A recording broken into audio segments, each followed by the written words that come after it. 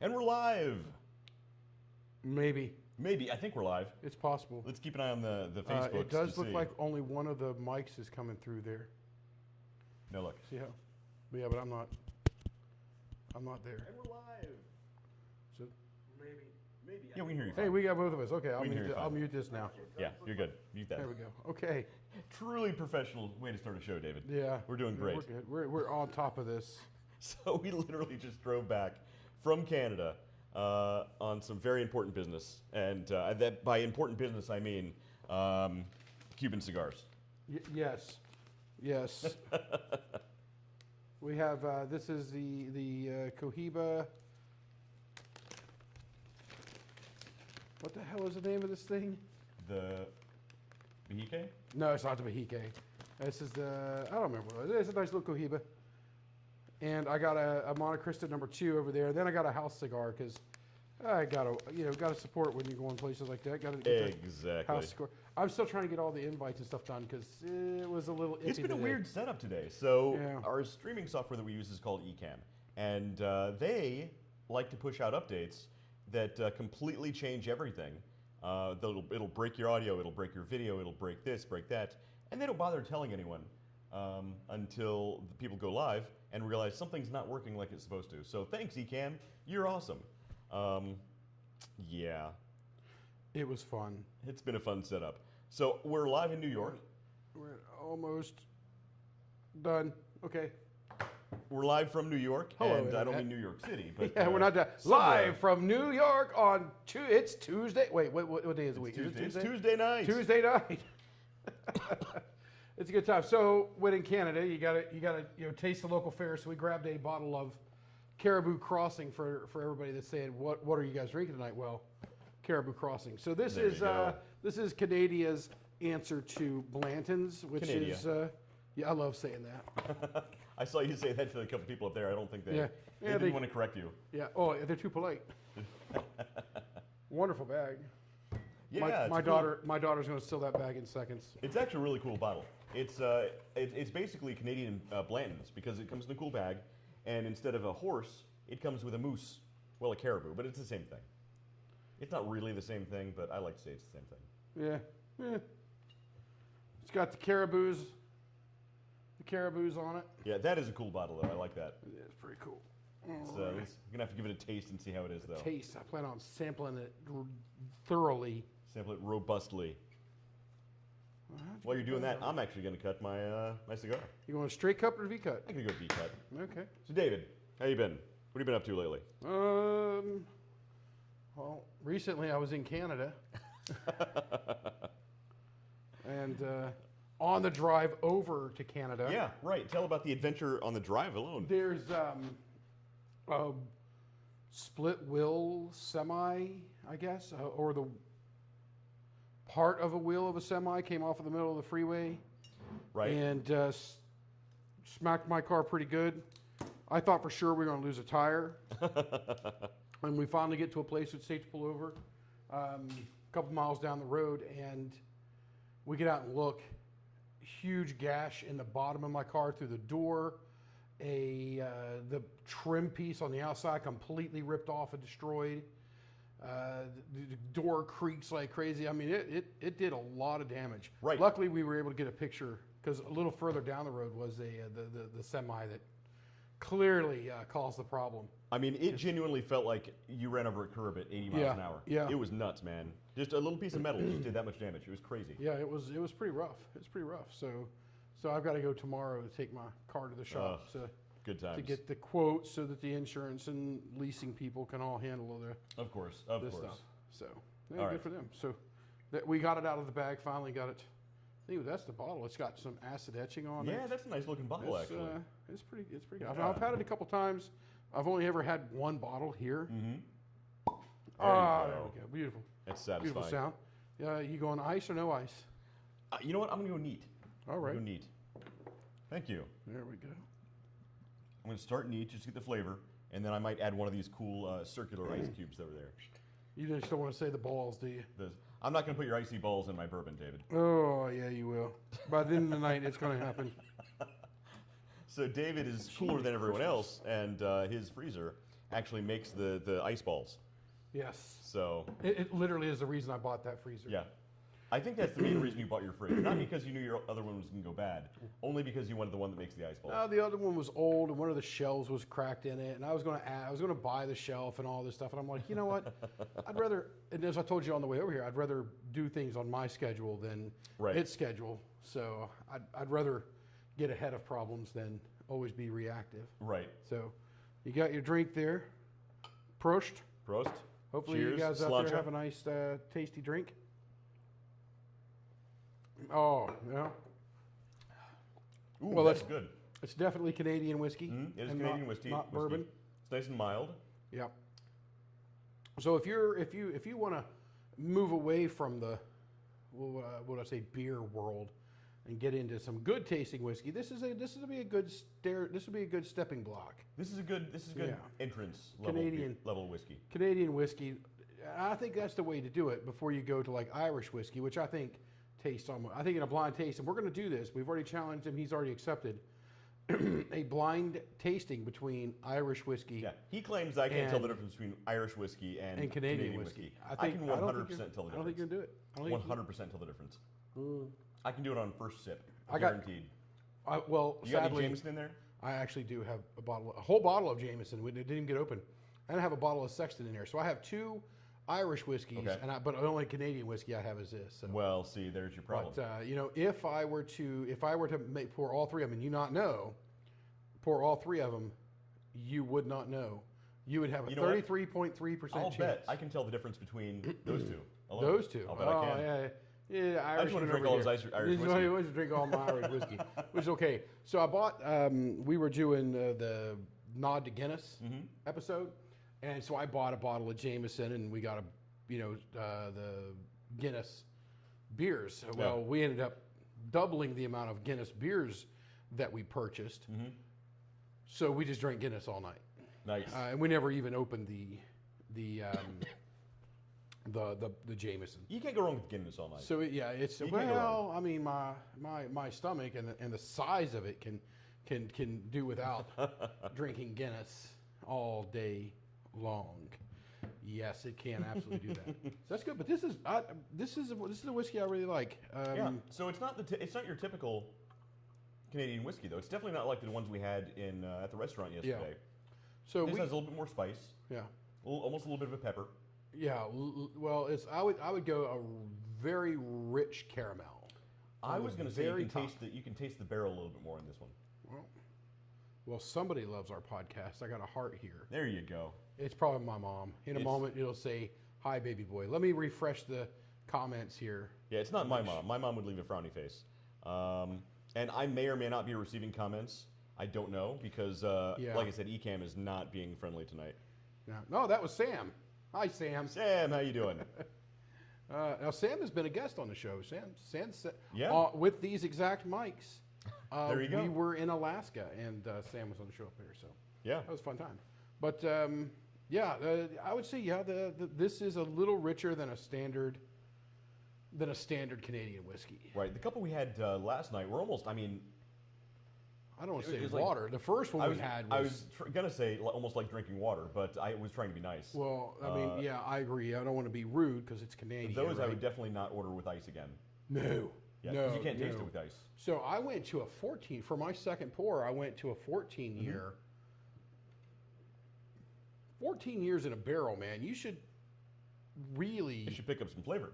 Be able to get some flavor out of 14 years in a barrel, but... apparently, that wasn't the case for that whiskey, or it probably had some, but that it's been watered down with, it's good water. Don't get me wrong, but purified, filtered, and everything. But they've cut it so much that it's taken out. I mean, it's really wasn't very far from. Yeah. Oh my gosh. Yeah. From the. That might have been the most. Yeah, that first one. Mild bourbon I've ever had. Both had the first one.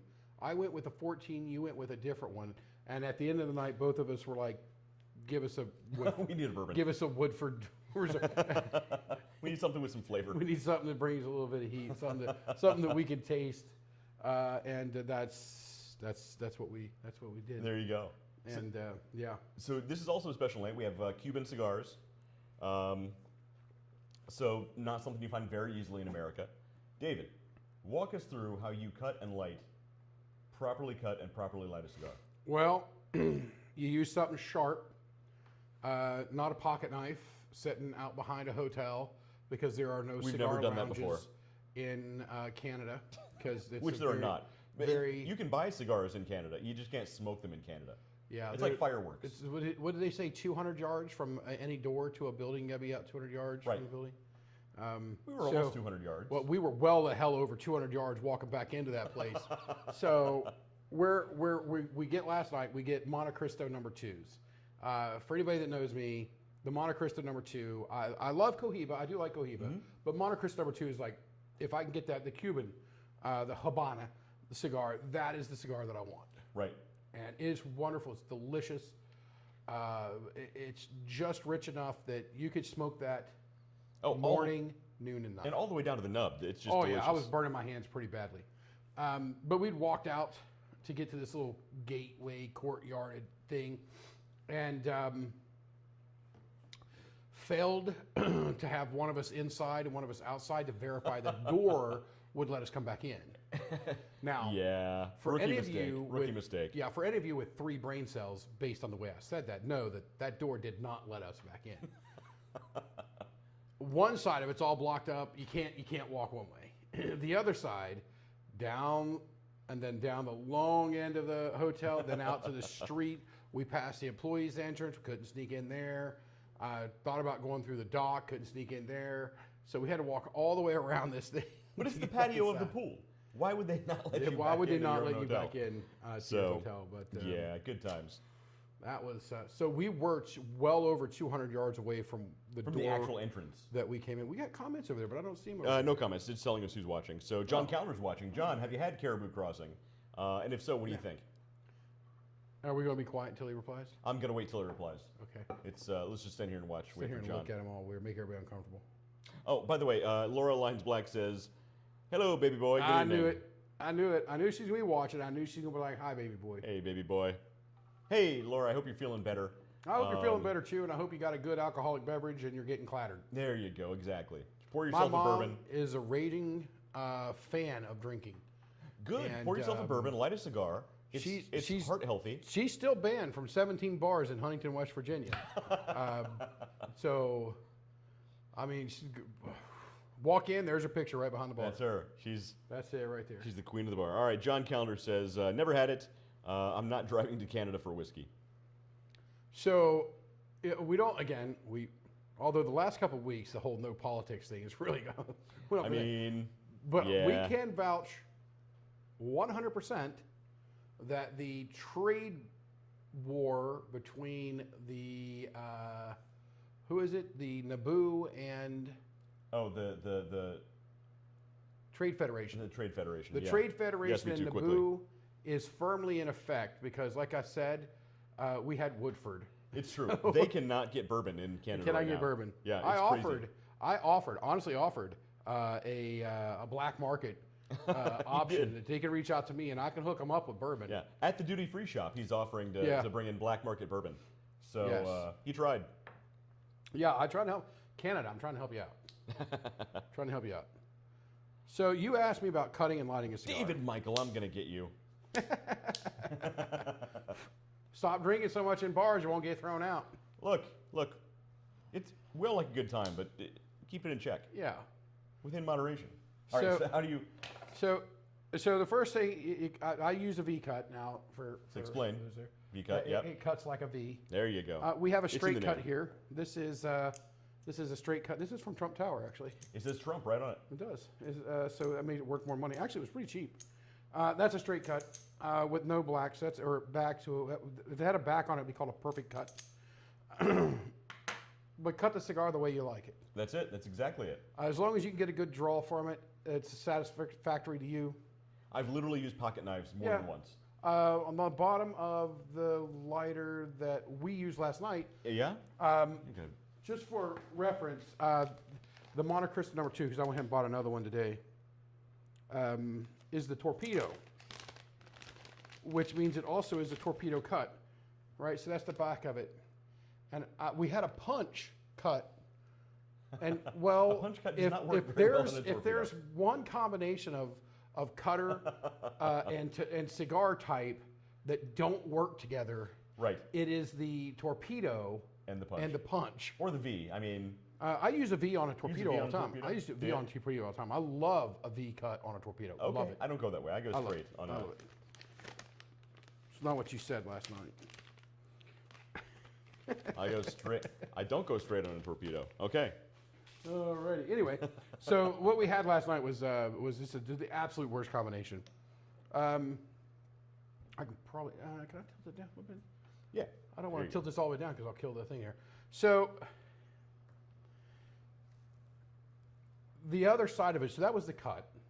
The other side of it's the light, right? Right. That's a big important part. Now, there's no such thing as the wrong way.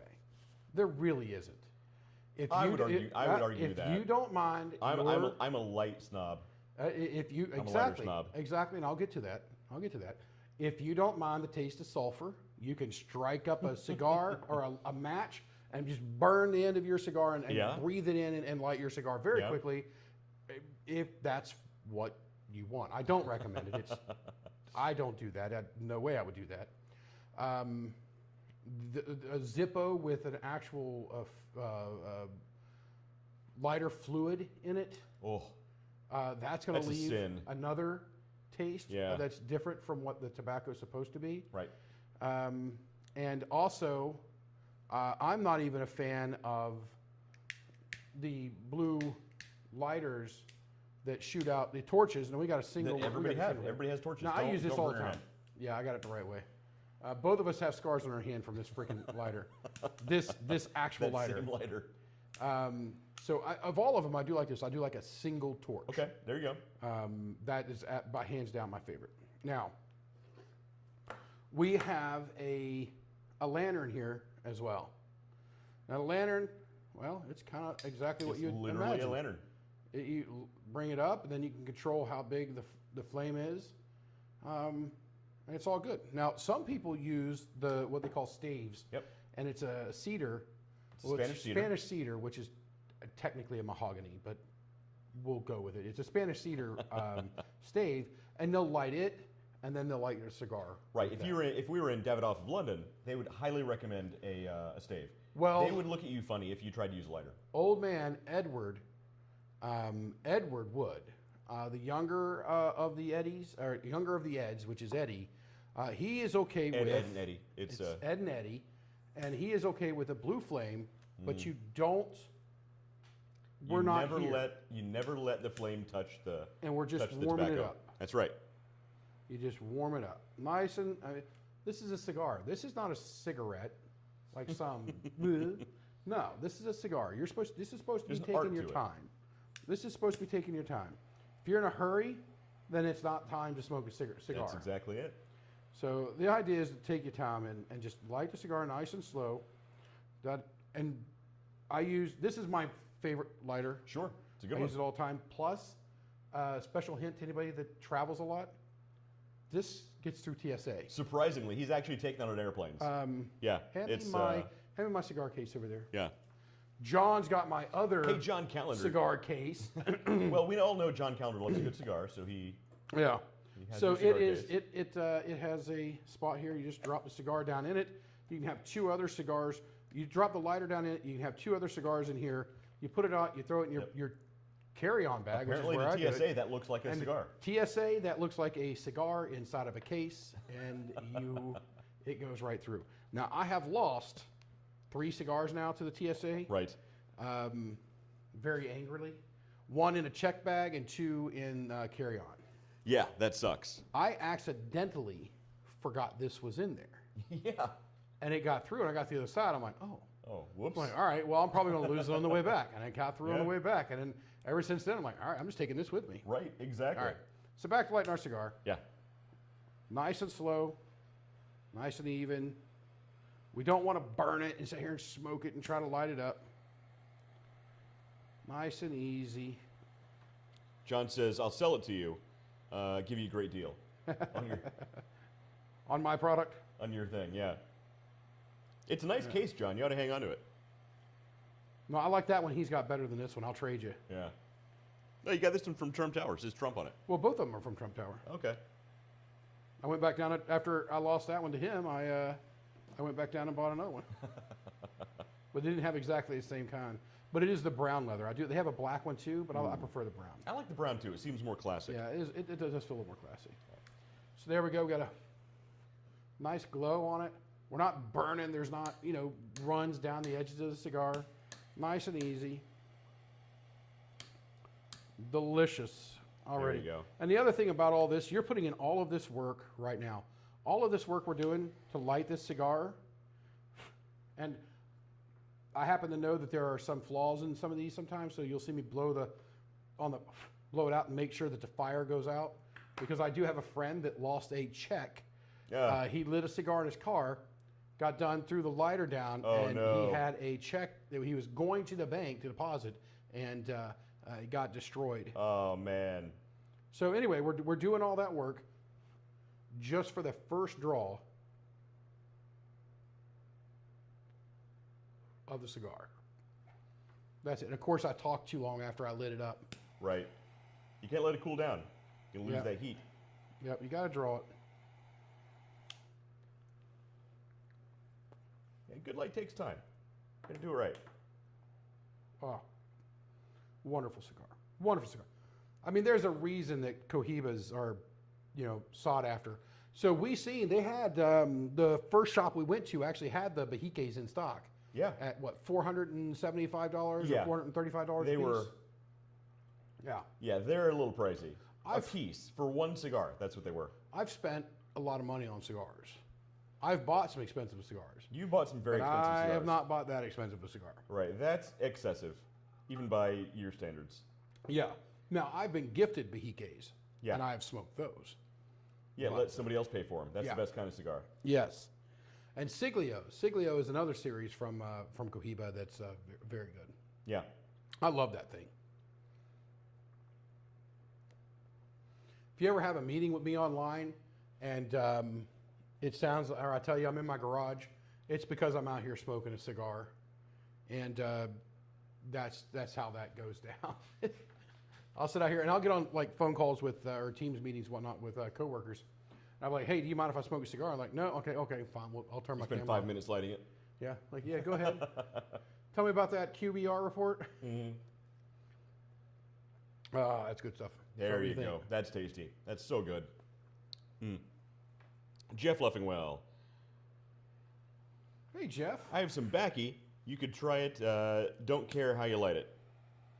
Yeah. There you go. That's it. So look, I smoke a pipe, and there are snobs about how you should light a pipe as well. But I'm a big fan of just stuff and puff. Just however you like to smoke it, that's how you smoke it. Now cigars, I'm a little bit more of a nerd because if you light a cigar wrong, it can ruin the entire cigar. It can ruin the entire experience for you. Pipes are more forgiving, I think. I was down at Casa de Monte Cristo in New York City, and this guy comes in, and we're friendly people down there. I mean, I'm a friendly guy anyway. John says, what about the TPS reports? Hey, what about the TPS reports? I used a different wrong cover page. I'm gonna have to go back and do it again. I'll resend you the memo. That's Office Space, in case anybody didn't get those movie quotes. Right. But I had a guy come down there, and we're back in the back, and usually we have a pretty decent crowd. And this guy comes in, and he's basically bums a cigar, and I give it to him, and he just puts it in his mouth, and he's just going to town with a torch, with might have been this torch actually, which is a quad jet. Yep. When I have it properly plumed up, it will really tear some stuff up. And he just burned that cigar like it didn't matter. And he sat there just talking. He was smoking on it, like he was a kid in a high school bathroom puffing on a cigarette, going on and on and on and on, just about how much he knew about cigars and everything. I'm like, oh, okay. And we all just sat there and laughed, shook our head, or not laughed, but shook our heads. Yeah. He got done. Could tell nobody else was going to give up a cigar and left. But so to say there's no wrong way, well, but there was wrong to me. Yeah. But for him, that may have been, he doesn't care. Look, people All he like what they cares. like. Yeah. You know, years ago, I used to, in a different life, I used to manage a cigar shop. Yeah. And you get guys who come in there and they'll buy really expensive, nice cigars, specifically only so they can, bite the end off, dip it in their bourbon, just chew on the thing till it's just a sloppy mess, and that's how they like to enjoy a cigar. So that's some dudes do. Jeff Leffingwell, I smoke sometimes. I smoke a pipe sometimes. You could a little. You might cough a little. Sorry, I can't read either. You might cough a little. Oh yeah, no, it's you puff on a pipe too fast, you're gonna get tongue bite, which is also a bad experience. Have you had I've done yet? that. Yeah, I've done that. Yeah, it's where you just get a sharp, bitey feeling in your tongue from smoking it too fast or too hot. Yeah. But I've spoken to guys online who are huge pipe nerds. Like they insist if you don't light it this way, if you don't pack it this way, if you don't smoke it this way, you're doing it completely wrong, and you're ruining the experience of everybody in the room. So, but you get the same thing with bourbon, snobs as well. Everybody has their own thing. Yeah, everybody has their thing. Everybody has their thing. John says, "Wow, ruin a bourbon with a cigar." Yeah, people do it. What? When I mentioned do that. dipping a cigar in the bourbon, I'll dip a cigar in a bourbon. I don't approve. I'll do it. I don't approve. I love it. I don't think it ruins the bourbon, John. I think it ruins the cigar, but that's just my thing. I think it adds to the cigar. I think it adds to the cigar. Absolutely, I love it. But yeah, people do it. So this one I smoked because this came out of a different shop, and when we were in there, I was like, man, the humidity's quite high in here. Yeah, it was. So it's proven. I might actually recut this and go to the straight cut and kind of open it up a bit because I don't have there's a tool that the guys have that'll put in and kind of free it up a little bit. Yeah, he actually had a couple of those at his desk. But yeah. His humidity was a little high. I also don't think he rotates his cigars properly because they're not. I can tell right away it's not going to burn straight as it should. Yeah. So these might require a couple relights just to even them out. Yeah, and that's why I've already been trying to touch it and do it. Yeah. But, the other ones I've got, they're going to go in my humidor. Mm-hmm. They'll get mellowed out, and then I'll have them sometime in the future. And if this thing causes me too much problems, I'll go inside and get one of my cigars out of my humidor now and smoke it. Because it's about the experience, and I don't want to battle it. And that's why, Cohiba is world renowned for, its quality and everything, kind of the perfectionist of cigars. Yeah. And I would put them at second. Yeah. Behind Vincente blends. Okay, now, really? Vincente, I still haven't had Vincente. Do they sell that around here? No. It's kind of a hard cigar to get on, get your hands on. But if you see it, you're going to recognize immediately. First of all, there's no packaging on the planet that's better. Yeah. The bands, like this paper band, it's not paper on a Vincente blends. It's metal and it's a ring. It's literally a metal ring. That's it's like awesome. A size 10 or size 10 or a half ring. And it doesn't have. So if anybody knows, Macanudo does that too. They have a ring that goes around it, but they put a little black piece of felt inside of it. Excuse me, that acts as a buffer, so it can have a little bit of variance in it. Vincente blends is so spot on. It's just a precise fit. It is a precise fit on every cigar. That's cool. And when you smoke it, like how we're having a problem drawing through this cigar, never. The draw's nice, great intake, great even burn. If you set it down and come back up, the combustion ratio on it is phenomenal. That's awesome. Hands down, if I can get my hands on it, that's my cigar. Vincente. Oh, I got to find those. Yeah. I got to find out where they sell those.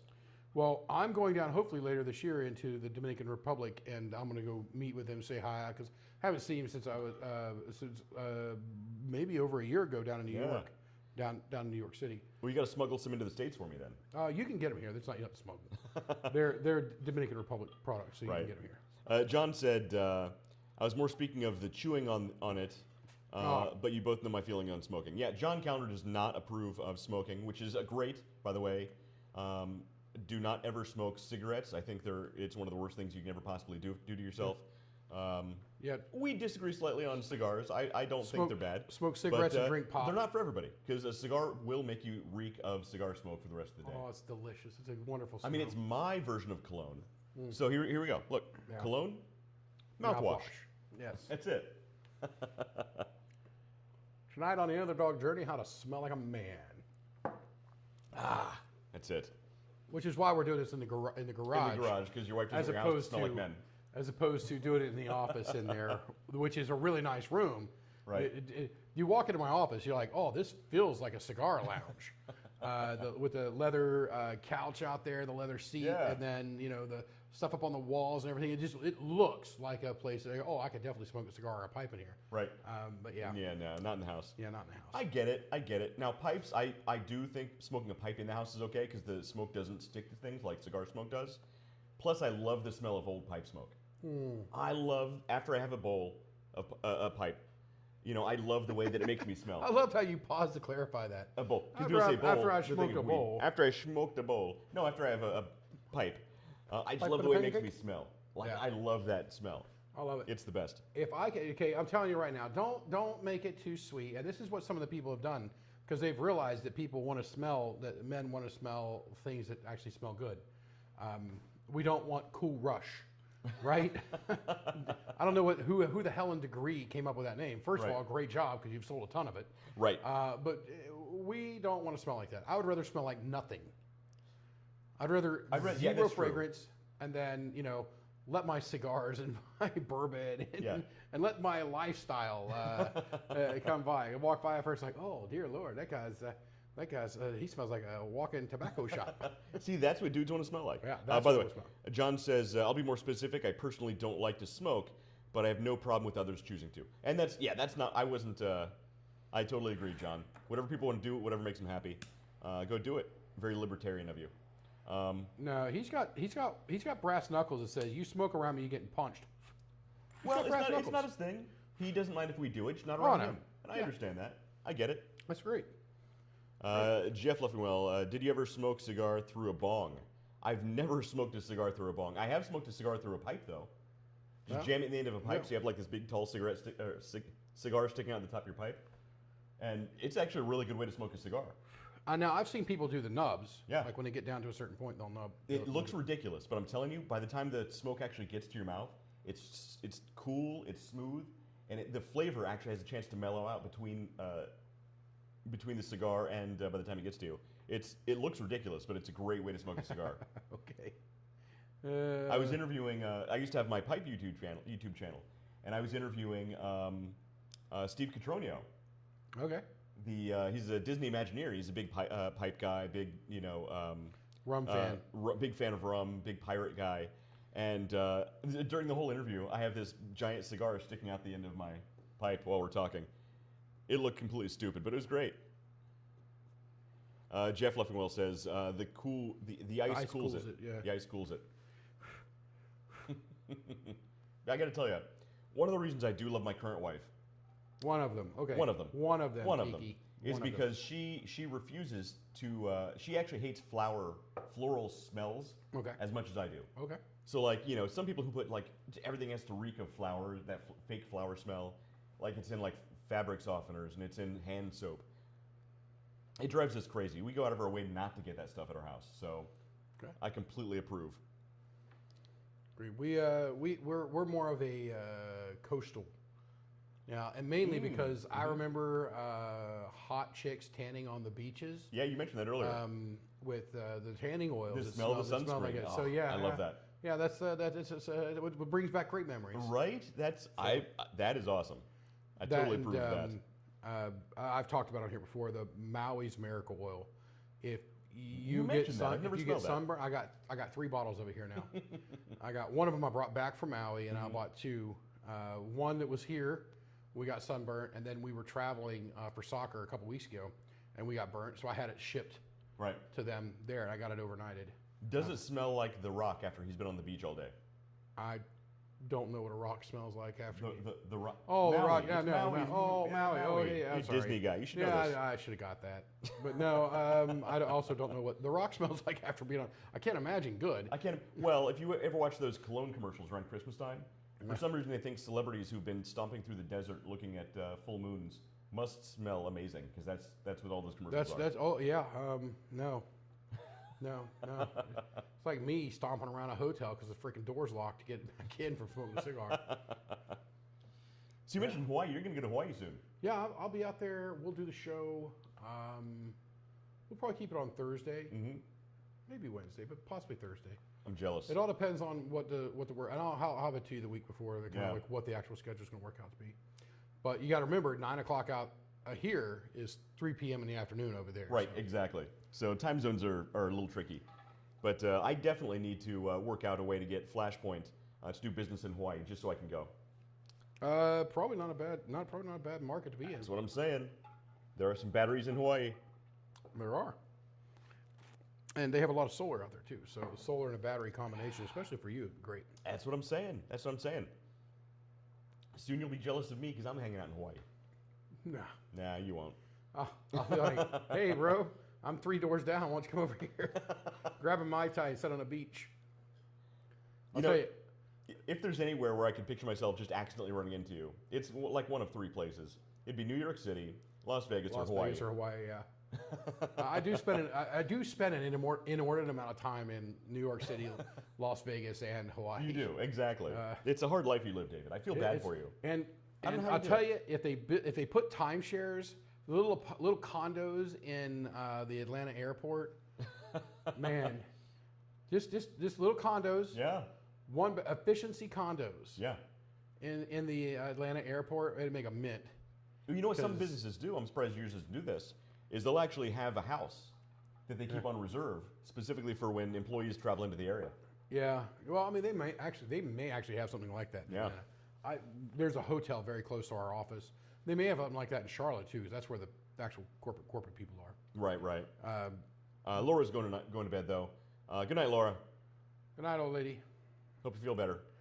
Going to bed. She's tired means she's hitting the clubs and going to get thrown out of another bar tonight. He's going to raise hell. Raise Laura, keep it safe tonight. Have fun. Raise hell and praise Have fun. Dale.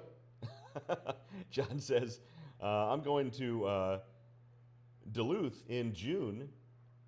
Since you guys travel more, sorry, there were comments covering my thing. Since you guys travel more, any good spots out there? Duluth is just kind of north. I've never been to Duluth. I have no idea. East of Atlanta. So Yeah. there's a spot called the Red Phone Booth. It's in Midtown in Atlanta. It's a cigar lounge. But I partied with Martin Luther King Jr.'s nephew there. Ended up drinking with him all night long ended up at a karaoke bar with him. That is completely random. Oh, it That's was so weird. I had a freaking blast. I'm sure he's a fun guy. Oh man, we had a believe freaking it. blast. Yeah, they were there. I was there. There was an energy conference just happened to be in town. The reason I went there got canceled. Of course. So yeah. I had to grab your drinks, everybody. Oh wait, you're about to regret this. Oh, I'm about to tell on him. oh no. I used a business buzzword in a We're meeting. in a actual meeting today. In an actual actual business meeting today. So he's not actually my direct customer. He's got his own account managers. He's got thing, but he does buy from my company. Yeah, He does we're things. adjacent. And there's another. So I'm bringing these two companies together to have some chit chat and conversation because there's a lot of stuff to do between them. And what does he drop, West? What did you drop? What did you drop? Oh my God! The ultimate business buzzword. What? The ultimate business buzzword. Walk me through. What, okay, Did I use the word first of all, incorrectly? no. Well, there's no correct way to use this word, except to make fun of it. I want to know 3 things. Yes. Walk us through the lead up. Walk us through the use of the word, and then walk us through the panic because you knew I was going to call your ass out on this live on the internet. So Yeah. tell the ladies and gentlemen just what you said today. All right, and so- remember the rules. Yeah. When you say a business buzzword, you have to take a drink. If you use, like, if we had a symposium, the one that we did, the design prevention by design. Sure. If we tortured that into a pun or we had to work it in some way, we have to take a drink. But if you use one specific word, you have to finish your drink. So, West, the floor is yours. All right, so the meeting was about myself and another company possibly having collaborations in the future, and the discussion was around, their thoughts on how we could collaborate, my thoughts on how we could collaborate, and I was explaining, they have pieces of the puzzle. I have pieces of the puzzle. Yada yada yada. We're and the reasons why we can possibly work together are numerous. And because of that, I do believe the two companies could have great synergy in these certain areas. I actually said synergy, but then I quickly said, since I said a business buzzword, now we all have to take a shot. They did not. I seen their faces when you said that. They were like, "What They didn't the understand hell what I are was you talking about?" Yeah.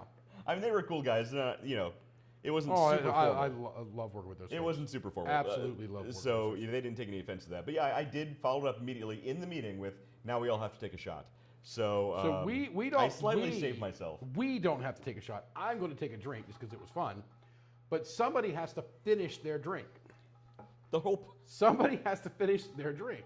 That's all right. There's more. All right, there is more. There is more. There's more. I'm going to take a full drink of the good old moose knuckle here. Okay, let's. Slosh it around your mouth a little bit before you wash it down. Oh boy. Okay, this is. So, ladies and gentlemen, this is Punishment and Penance, For performed saying live for saying the word synergy in an actual business meeting. That's true. I do. And non-ironically. No, it wasn't ironic, and I do deserve punishment after that. It was rough. Yes. Yes, it is. That is more than a single shot. I'm not going to get that down in one shot. I didn't say you had to do it all in one shot. I said you had to finish your drink. If you got to take 3 drinks to get you down, you get to take 3 drinks to get it down. I was planning on doing that. But I'm going to be holding you up, walking you back in the steps in there. So I'm not going to use that word again for a very long time. that's ladies and gentlemen, that's what proper punishment brings. Is people you weed out bad behavior. It's true. And saying the word synergy in a business meeting is bad behavior. I knew. The word incorrectly. So about the panic. What about the panic? Did you know I was going to call you? Did you know I was going to bust you out on it? No, I wasn't. I didn't think you were going to bust me out on it, but I wanted to protect myself just in case. Oh yeah, it gave you no. It gave you no. So this all stems, just so you guys know. So before I came on board with this company to work direct, I used to work as a distributor with them for a company in Ohio. And Jeff says cool bottle, by the way. It is a cool bottle. It is a sweet bottle. And so we would go to conferences with them, and it really felt like they were in competition with each other of who could say the most business buzzwords. And then they would have a theme and a title. So we had Journey to the Top was one of the titles one year for our conference. And they just, we're going to go on this journey together. Then they would play a Journey song. Oh no! Can you So it had been a few years I'd been going to this thing, and I already had this game going, and I had a few people who were like, "Oh, that's the guy. That's the guy. We're sitting at his table. I don't care what the map says. We're sitting at his table." So I always sat in the back at the corner next to the bar, as you do. As you do. Because during the speeches and everything, the bar's closed. Yeah. So we're back there, bottles of beer, and we're setting them over, and we're going back up and getting in line, and we're getting other things. So it looks like a frat house party back there. And it's really just to try to get through the speeches and the keynotes and all that fun jazz. Because we know that, A, we're not going to be able to get back to the bar for a while, and B, this is about to get fun. So the year they did a Journey, and there were some other people there, and one of the guys walked by and he goes, "Oh, that's him."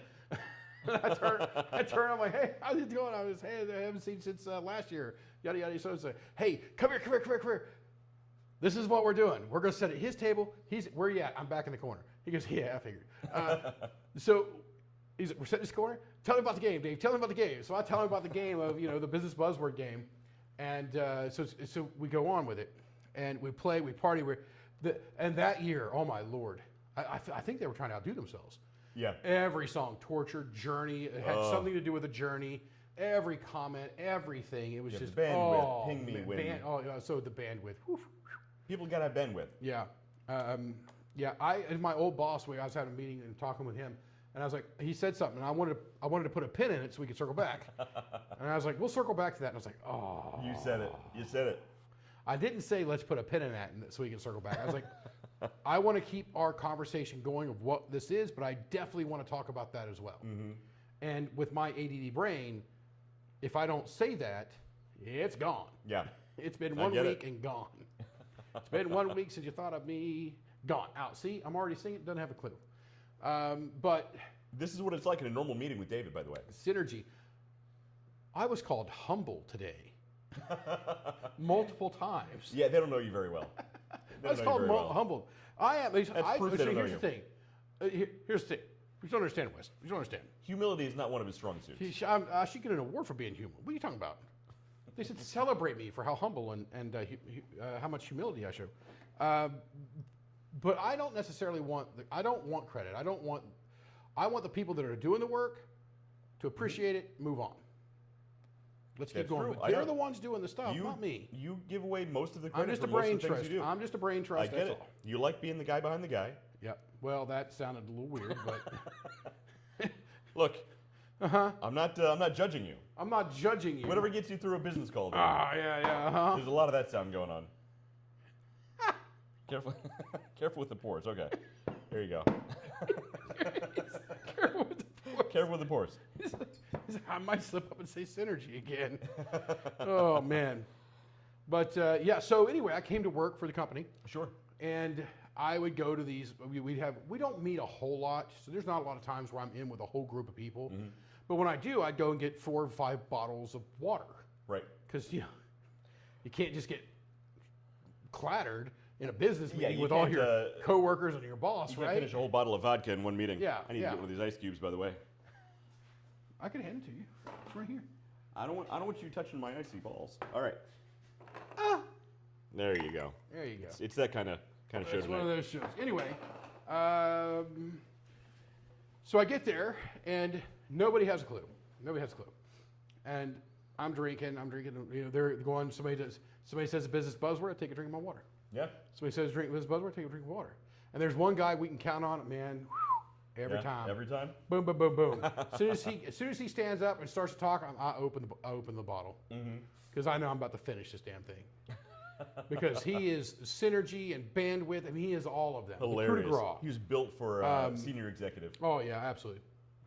He's actually a cool guy, but he does use a lot of businessisms. And this lady, I cannot remember, not Jane, it was before Kim. Kim comes to me afterwards. She's like, "Man, you drink a lot of water." You like to hydrate. I said, David. "Let me clue you in here. Back when I was a distributor for you guys, I used to play a game because you guys use all these business words that don't actually mean anything, but makes you sound. You think it makes you sound smart, but it makes you sound like a douche. Right. It's true. So I can't play that with alcohol, so I'm playing it with water now. So the next meeting, later that afternoon, we come back from lunch. She's got 3 bottles of water sitting in front of her. Yep. She's doing And that she too. comes back. She comes to me after. She's like, "Had to pee like 4 times. How do you play this game?" and then without me talking to anybody else, I started seeing more people Right. That's doing hilarious. this. And you know, there was like the circle of trust. Yeah. The circle of trust group that we were all sitting there now. You know, within just a couple meetings, we're all sitting there just playing this game, and Hilarious. you can see this one guy. I'm not gonna say his name, but this one guy gets up, and you can see it's all reach. Even if I've got another one open, I'm gonna need it. I'm gonna need it because it's deep. It's deep into the weeds with this guy. David, I have your next book. I have your next book for you. Officeisms I've got and 3. the Circle of Trust. Officeisms and the Circle of Trust. Where you talk about officeisms, the taboo of using too many officeisms, what they each mean, how to plant seeds of fake officeisms. Sidecar win. I love that. Exactly. And then the whole story about how you get other people doing this, and hopefully it spreads beyond your seeds, so that way other people know, because it makes you more aware of what officeisms are, what these taboo phrases and words happen to be, so people will use them less. So Yeah. I think you're actually doing the world a favor. I am by absolutely. making this a thing. I'm a humanitarian, really. I call that a sidecar win, David. Yes. So on that joke, I came up with the idea, the words, the term sidecar win, and literally just made it up out of thin air, and it gave it a semi-legitimate reason and a definition. And I started using it. Saying, Yeah. I'm going, and they're like, "Oh, that's specified this." I was like, "Well, I'm going in with this product because I want to pick up the sidecar win." And they're like, "Oh yeah, that's a good thing." And then a little, and then like, Dave, do you think we can get the sidecar win on this? Oh yeah, I had a really. It went pretty good for Yeah. about a year of other people picking it up, and I just I moved on to Lion Tamer, Right. and kind of let it fizzle out. But I yeah, think it did get some momentum for a while. Sidecar win. If you guys ever hear that in a business meeting, That's I where it did came that, from. and it's completely made up. So I think I told you back in the day, I actually did use that a couple times at my old office. And I actually did hear my director use it once independently. It did spread. Good. Directors, I'd say mid to lower level executives love brand new office systems because they make it makes them feel like they're smart. It makes them feel like they're like on the cutting edge of like office lingo. Oh my Lord! Right now, we heard it several times a day. What's the newest business buzzword? It's been around a bit, Okay. but it hasn't been heavily used. But it seems like all of a sudden it is everywhere. Alignment. Alignment. I don't know. There's actually Alignment. utility to the word alignment. Yeah, but you could also say, just to make sure we all agree. Right. Let's agree on this. Let's Are we agree. going to agree Right, on this? I Can we agree guess. on this? I guess. Oh, we're here to drive alignment. We're here to make sure we're all on a line. Well, we want to align on this, and it is over and over. And I had a boss. It is overused. I had a boss, great guy, because I was in Bill. And I mean, I'd go back if he called me and said, "Dave, I want you to come over and do this." I'd probably be like, "Okay, let's do it," because he was great to work for. Okay. Absolutely phenomenal to work for. Sure. But you say pivot. Pivot. Pivot. Yeah, pivot. That was a big one. We used pivot a lot. So we had pivot, and I was going to say he's a pivot guy. That was his business buzzword. Sure. That was the one that he used over and over and over. Yeah. And then he learned about the game. Yeah. Oh. He learned funny. about the game. Yeah. And he's like, "That's why you drink all that water at our meetings." Like, Yes. yep, Mr. Pivot. That's hilarious. Yeah, I know when I sit in meetings, I know who's going to say what. Mm-hmm. And when they start talking, I'm like, fuck. I had to pee 10 minutes ago, and I got to drink another 3 bottles of water because this guy's getting ready to talk. That's why you keep yourself so hydrated. Well, just it helps. You keep yourself like ready for the next game. Yes, the next game. Here's one. John says, "How about servant leadership?" Servant leadership. That's one I wish more executives would use because most executives, I think they've heard this, they just choose to ignore it because they don't actually want to do the work. I wish more executives would use servant leadership. So I take the approach, and I recommend anybody that gets into leadership. First of all, the word leadership gets used way too much. Oh, Most of the people we call leadership is this is my new term. This is literally a term for me. Spreadsheet managers. They're not leaders. They're spreadsheet managers. Yeah. At best. At best. At So absolute we all best. know the type. We all know. He doesn't them, have to yes. explain it. We I know don't the explain. type. Spreadsheet managers, okay? But we say leaders, and it doesn't matter if you're the moment you're managing people, your primary job is support. That's what most managers don't understand. And if you take that approach, you are going to be far more successful Right. than the person who's trying to manage people. Guess what? You're not managing toddlers. You're not managing kindergartners or junior high kids or high school kids. You're managing adults. Grown adults. No. You're now part of the support structure for those people. Yeah. They know what their job is if you've hired the right people. They know what their job is. They know how to do it. Your job now is to support them and clear barriers to execution. Yep, that's exactly it. And That's it. when I started You'll do managing very people, well with just that one piece of advice. when I started managing people, it became real obvious real quick. Your life becomes infinitely harder because you're not just catching shit from above coming down. You're catching shit from your team coming up. And it's your job to support your team and to enable your team to be able to do their job. And unfortunately, that's what most, especially new managers, don't understand. They think they're leading the team. The team has to do what they say. Yeah, their way. They follow your direction. But at the same time, it's your job to set the standards, to enable your team to be able to do their job. Because without good leaders, a team is useless. Yeah, agree. I'm not going to say who, but there is somebody that I know personally, and she is not under the best leadership team. And she's under certain leaders who think It's their world. Everybody else just lives in it.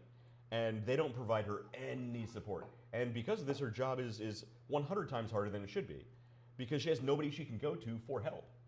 She's at, the mercy of literally everybody else around her because she has no support from above or below or adjacent teams.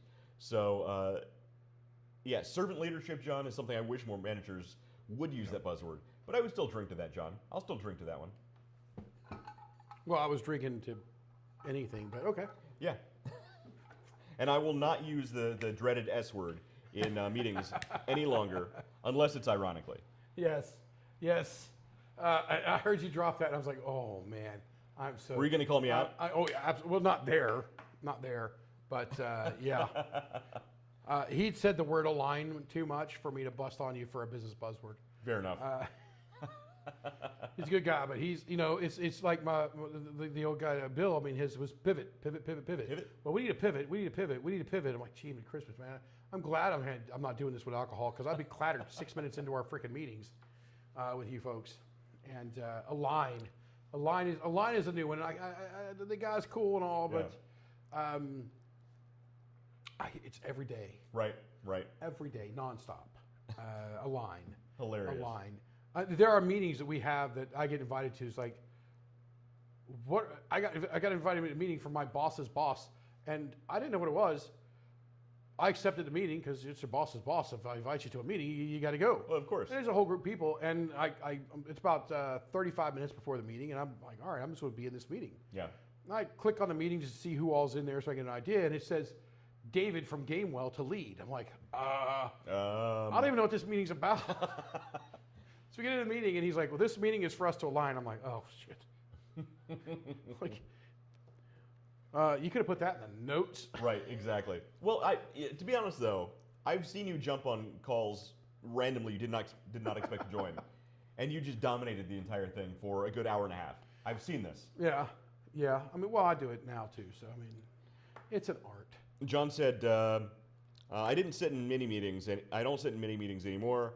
But I always laugh when the sales team talks about their funnels and pipelines.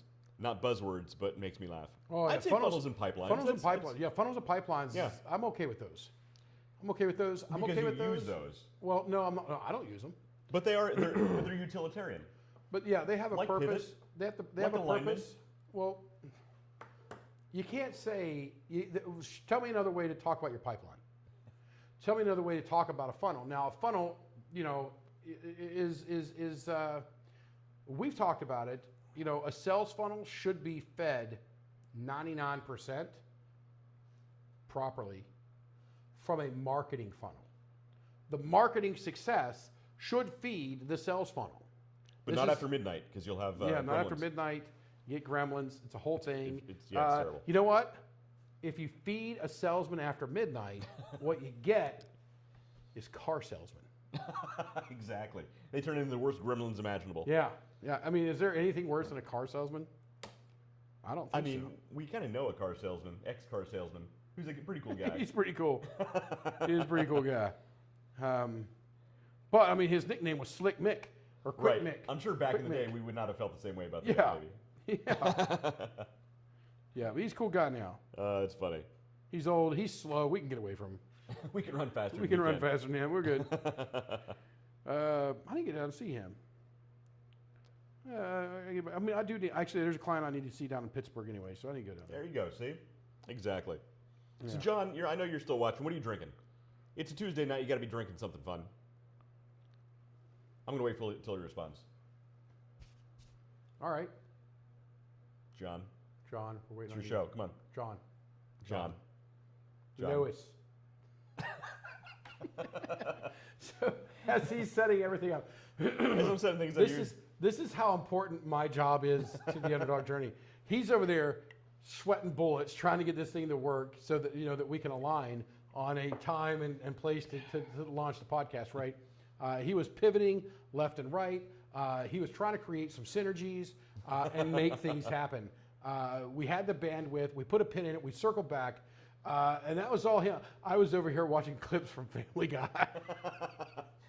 And look, I mentioned we could just do the whole show just watching clips from Family Guy. That'd be funny. That'd be a fun show. He did recommend that. John says, I'm not. Have to be at a 4 a.m. Be up at 4 a.m. to take Justin to catch a bus to D.C. Oh, man. Well, that sucks. 4 a.m. bus? Driving the bus? Put him on a fucking Uber, man. Oof. D.C. That's a long bus ride to D.C. on a bus. Yeah. I assume a school trip, John. It sounds fun. I've never been to D.C. Oh, D.C.'s awesome, man. Never been? I love D.C. Yeah, I want to go. Apparently, this guy gets behind-the-scene tours just because he walks into places. Well, there is one specific building. I walked to the back door, and this is in a book, right? So in a book by your favorite author. The original title of the book was supposed to be The Solomon Key. I think they called it The Lost Symbol. I have the color by numbers of that. Oh, okay, yeah, The Lost Symbol. Yeah. And so it talks about going through this exact door, and you go into this elevator, and blah blah blah blah. So I walk up to the back door. I hit the buzzer. Yeah. Security answers the door. I'm like, "Hey, let me in." So I get into this place. I have free reign of a building called the House of the Temple, which is the Scottish Rite Southern Masonic Jurisdiction's headquarters. And I'm going to say this, and I've been through the White House, Yeah. I've been through Congress, I've been through the Smithsonian, I've been through the George Washington Masonic Memorial. There's only one other site in anywhere that I've ever been to that will give you more reflection, and that's Arlington Cemetery. Okay. If you ever get a chance to go to Arlington Cemetery, when you get up in there, Yeah. and you just look, and you see, and you look at, and you understand what each one of those means. Yeah. There's nothing more sombering than just wow. Okay. I have to go. But as far as DC goes, again, I've been through the White House. I've been through all these other cool buildings. The House of the Temple beats them all. And you're saying I should just randomly walk through doors and just wander around? Well, you're not me. You may not be able to pull it off. I can pull it off. You could give it a try. That you might get arrested. I'd probably get tackled. You might get arrested. You might get tackled. But I did it, and I get in, and I'm like, well, I remember the book. Click. So I go into this elevator. I hit the button. I go to the top, and I'm walking around, and I'm like, holy Did you see Tom moly. Hanks wandering around? No, Tom Hanks wasn't there. And it's talking about this side door. So I go to the side door. I go to the side door that looks like a wall, but in normal cases that you wouldn't even see it. But it happened to be slightly ajar. So I go up. It's just a place for an organ. It's just an organ loft. There's no like secret But documents. there's no secret documents or anything. And it's talking about all these things. And I'm like, okay, so that was, it's good. It's pretty cool. Good story writing. Sure. He tells a good story. He tells a good it's story. Great story. Great Now, story. actual writing. So here's my theory. Ah. I have a theory about Dan Brown. Okay, so I read a lot of books. And one of the big books right now that's really popular is Project Hail Mary, because the movie just came out. And apparently, I haven't watched the book or read the movie. I haven't seen the movie, but I've heard the movie's amazing. So I'm like, okay, the movie's amazing. I'm gonna read the book first, because usually the book is significantly better than the movie. All right, so I read the first couple chapters of the book, and I couldn't read anymore. I was like, this reads like it's a middle school teacher who knows a little bit of advanced science, but just enough to kind of sound like he knows what he's talking about without, and then kind of Googles the rest. It was written terribly. And I was like, I hate this. This is awful. So I keep seeing online, people love this story. It's a great story. There's nothing better. And one of the guys recommended, hey, maybe you should read or listen to the audiobook, because it kind of, they do some interesting things. I listened to the audiobook, and I discovered Project Hail Mary is a comedy. Oh, okay. It's not it does have some advanced science in it. Army of Darkness. But it's a comedy, and the main character, the reason it sounds Ash. like, in Project Hail Mary, the reason it sounds like it's written for middle schooler, like so you're speaking to middle schoolers, is because it's narrated from within the head of a guy who's a middle school teacher, explaining advanced science as if he were speaking to middle schoolers. Oh, okay. Right, so here's my theory. Dan Brown actually writes comedies. They're actually hilarious, but they're written in such a way that it sounds like he's writing a color by numbers book. That's my theory about Dan Brown. He tells a great story, but it's all, I'm going to do it. That's Dan Brown. That's my theory on Dan Brown. I'm working on it. Dan, I know you watch the show. Tell me I'm right. I'm a fan, Dan. He's a fan, Dan. I'm a fan.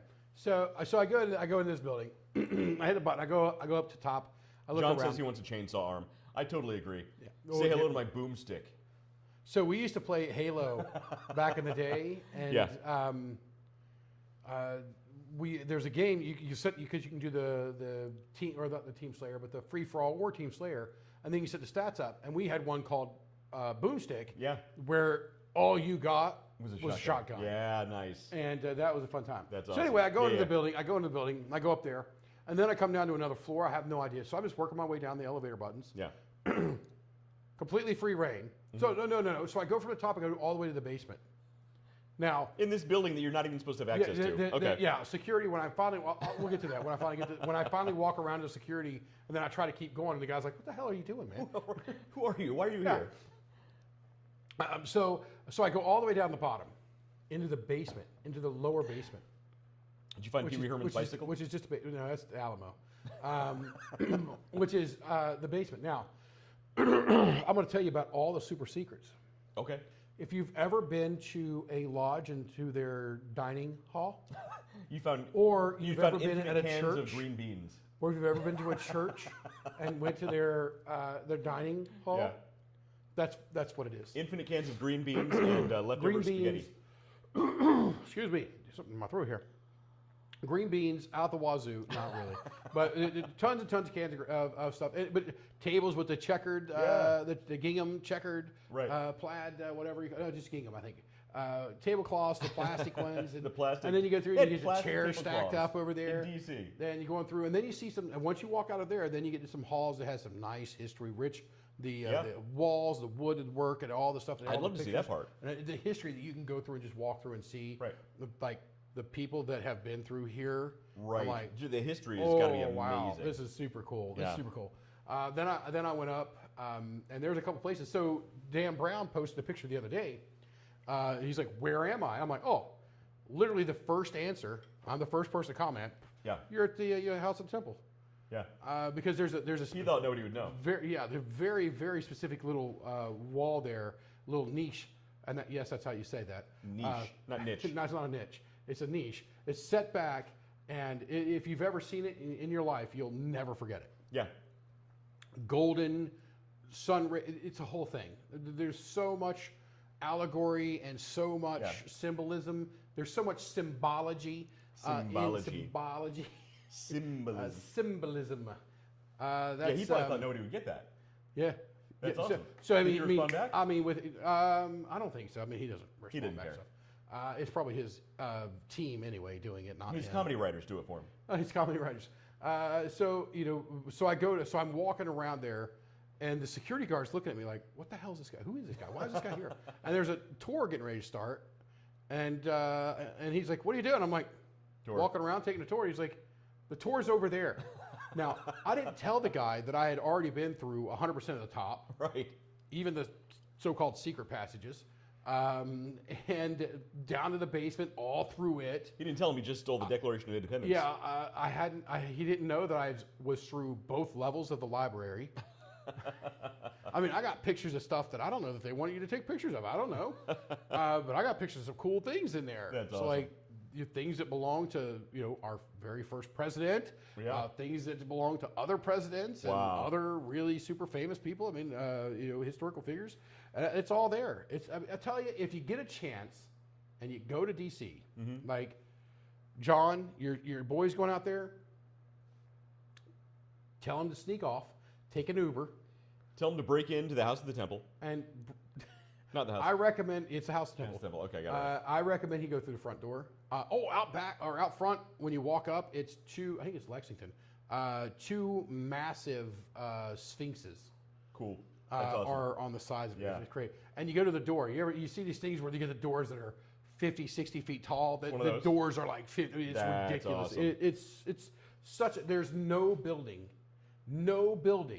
as cool as the House of the Temple in D.C. That is cool. I'm jealous. Now, I've been a lot of places. There's only one other building, and I'm not allowed to talk about it at all, that I've been to that would match it or maybe be a little bit cooler. Yeah. But, I mean, You can't talk about you it. guys can't go there. He can tell you, they didn't have to kill you. Well, no, I just can't tell you. It would be impolite of me. It would be impolite of me to share that. Well, look, someday Flashpoint is going to have some lobbyists in D.C. pulling strings, making sure everybody in the world is safe from thermal runaway, and I'll have to take those tours. Oh yeah. Go. I will definitely do that. It's amazing time. So walk John, in like you own it. So, John, are you going to D.C. with him, or is he going to the eighth? He said it's an 8th grade trip. So, John, are you chaperoning?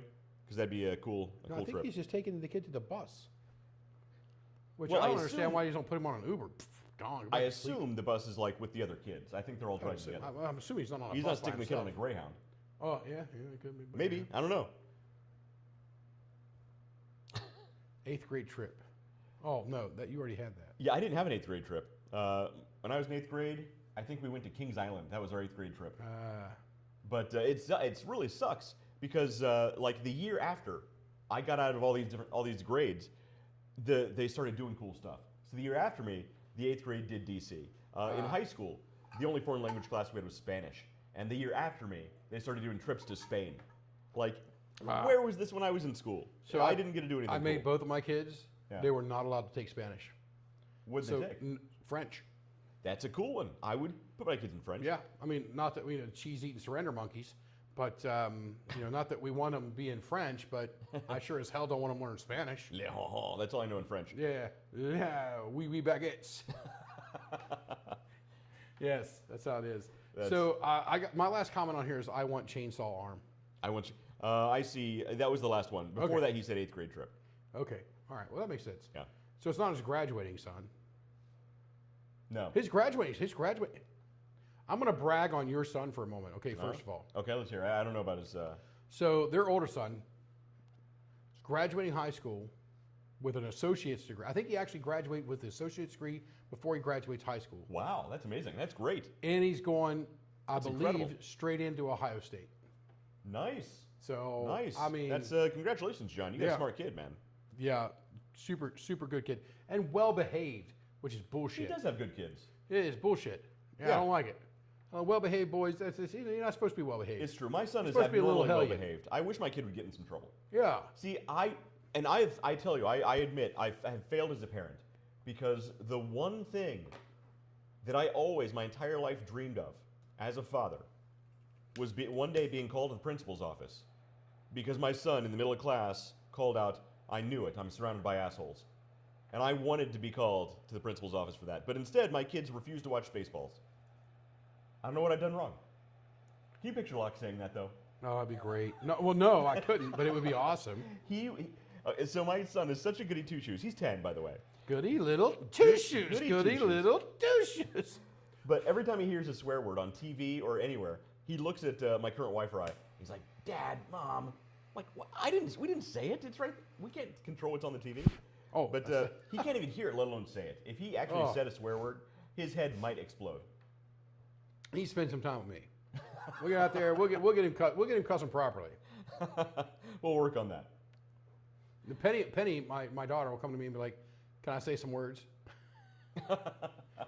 Because her and Noah will get to bickering and fighting and whatnot. She'll come down and be like, "Can I say some words?" She has to vent to you using adult language. No, she wants to go back and yell at him, but she wants approval. She wants permission. She wants permission to do it so that he doesn't come down and rat her out and she gets in trouble. That's pretty funny. Do you give her permission? Occasionally. Yeah, there you go. If he deserves it.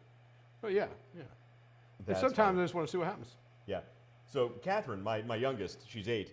She will 100% have a potty mouth. That one. Oh, yeah. She's an animal, and I mean that literally.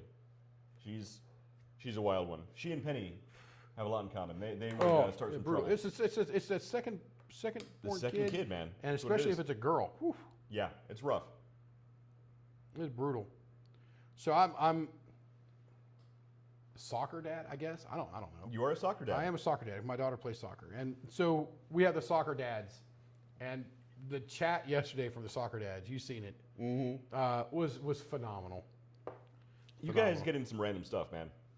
And it was good. So yesterday was May the 4th, which is Star Wars Day, which is good. Or Cinco de Cuatro, as some might say. Yes. I won't.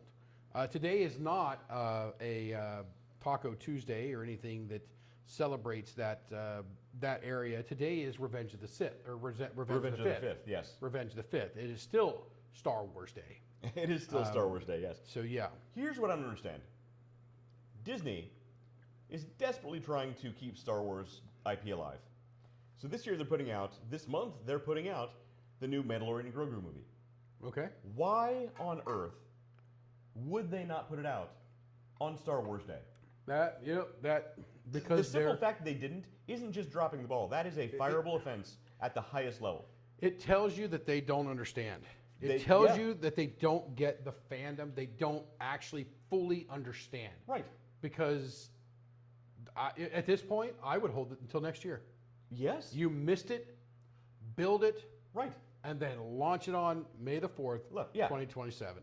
Every Star Wars movie they put out has been shit. Should be put out on May Actually, the 4th. not. Some of them have decent half. The new, but we have to look at them. You have to look at them through a very fine funnel and drunk. And at that point, they're not even tolerable. They don't. They absolutely suck. Tell me one that's good. Of any of the new three ones. They had. Now, Rogue One was good. Rogue One, okay. Rogue One, I think, is the best of all Star Wars movies. I like Rogue One. Rogue One, even if you know nothing about Star Wars, it was just a good war movie. It was a great movie. Now, all the way around. Here's how they missed the ball on Rogue One. What's his name? Which usually I love him to death. The guy who played Endor? No, not the. In Rogue One, there was one character in Rogue One that just didn't need to exist at all, and the movie would have been better without him. Oh, the guy with the lazy eye, what's his face? Yeah. You like him? Yeah, Forrest Whitaker. I don't like Forrest Whitaker. I love Forrest. Like my introduction to Forrest Whitaker was Good Morning Vietnam. So I hate him. He always plays the same kind of tough guy, and I don't see it. Well, tough. He's always the passive guy. What are you talking about? He plays like a tough passive guy, though. He plays like the kind of guy who's like super tough and he can quickly pivot. He could like kill everybody in the room, but he's so passive that like he never gets in a fight. No. I read it. That's the kind of thing he's. I don't like it. I don't like Forrest What do you guys think? What do you think about Forrest Whitaker? Is he looking at me? Is he looking at you? I don't know. I'm not worried about Zai, but I like Forrest Whitaker. Most of the movies Forrest Whitaker's in, I'll give him a try just because I think he's a good. I'll avoid it. He's a good actor. Usually involve a good script. He may have just, like me, if they come to me and they have a shit part for me in a Star Wars movie, I'm going to do that shit part as best I can. Well, and most people would. Because that's the reason there's a lot of cameos I get to in those be, movies now. I get to be in a Star Wars movie. So, right. I can understand the attraction to do it, but that movie, that was the only part of that movie that could have been complete. He's Indiana Jones. Yeah. He's useless to the storyline. Yeah. He has no impact. He didn't need to be introduced, and he didn't need to be killed. Yeah. But they did both, and yeah. So the rumor is now, and this has been a rumor for a while, but the rumors are actually really taking off now that there's new people in charge, that they're actually going to retcon Star Wars. So the last three movies, the most recent three movies, never happened, which I would be okay with. I'd be okay with that. Yeah, because they were just awful. There's no way there needed to be congruity between them, and there wasn't. There needed to be alignment, and there wasn't. Every movie was a pivot. So Disney, and there was no synergy. Disney, let's stick a pin in Star Wars. We'll circle back when we have the bandwidth, but it ain't right now. Yeah, and what got us on this rant was, why the f did you not launch Mandalorian on May the 4th? On May 4th. Now, May the 4th was a Monday. So launch on a Monday. There's nothing saying they can't. They launch. I don't care what day of the week it is. Yeah. If you launch a Star Wars movie on May the 4th, right, it's going to be well attended. Yeah. And if you launch on a Monday, think about the box office and how it reports. Yeah. Okay, because that's what you guys are judged by is your box office earnings. So if you launch on a Monday, you're going to have the carryover from the huge pop on Monday and Tuesday. And it's going to ride all the way through to the close of business on Sunday night. That's it. And that's what you get to report your opening weekend. People would skip work the following Tuesday, that Monday and Tuesday, to make it a holiday. If May the 4th was Star Wars Day. Yeah, And every year that they put out a Star Wars movie, they should always put it out on May the 4th. That should always be a running thing. It rates itself. And you could launch it. Everything Star Wars launches on May the 4th. It should have to. That should be your schedule. Whether it's a new overpriced hotel, whether it's a movie. Their hotel could have done well. Their hotel could have done very well. The price on it The price was astronomical. Absolutely but I'll tell you insane. what killed the hotel is it was based around the new trilogy. The fans, nobody wants the new trilogy. They want to go spend, if they're spending that much on the hotel, they want to see Luke Skywalker. They want to see Han Solo. They want to see Chewie. They don't want to see Rey. They don't want to see Kylo I mean, Ren. I want to see Rey. I think she's cute. No, they don't want to see Rey. They don't want to see Kylo Ren. They don't want to see... Kylo Ren was a Marine, bruh. No, Kylo Ren was the worst villain Star Wars has ever had. Are you Ever kidding me? had. He was one of the most relatable villains What? that Star Wars could ever He was have. a whiny, entitled piece of garbage. I'm a whiny, entitled piece of garbage. What are you talking about? I've We're never heard you twins. whine. I've never heard you whine once. If you whined, I would totally call you out on it.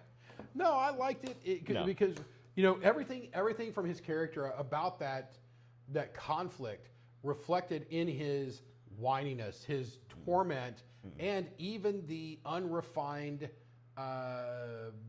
arc of his saber, of his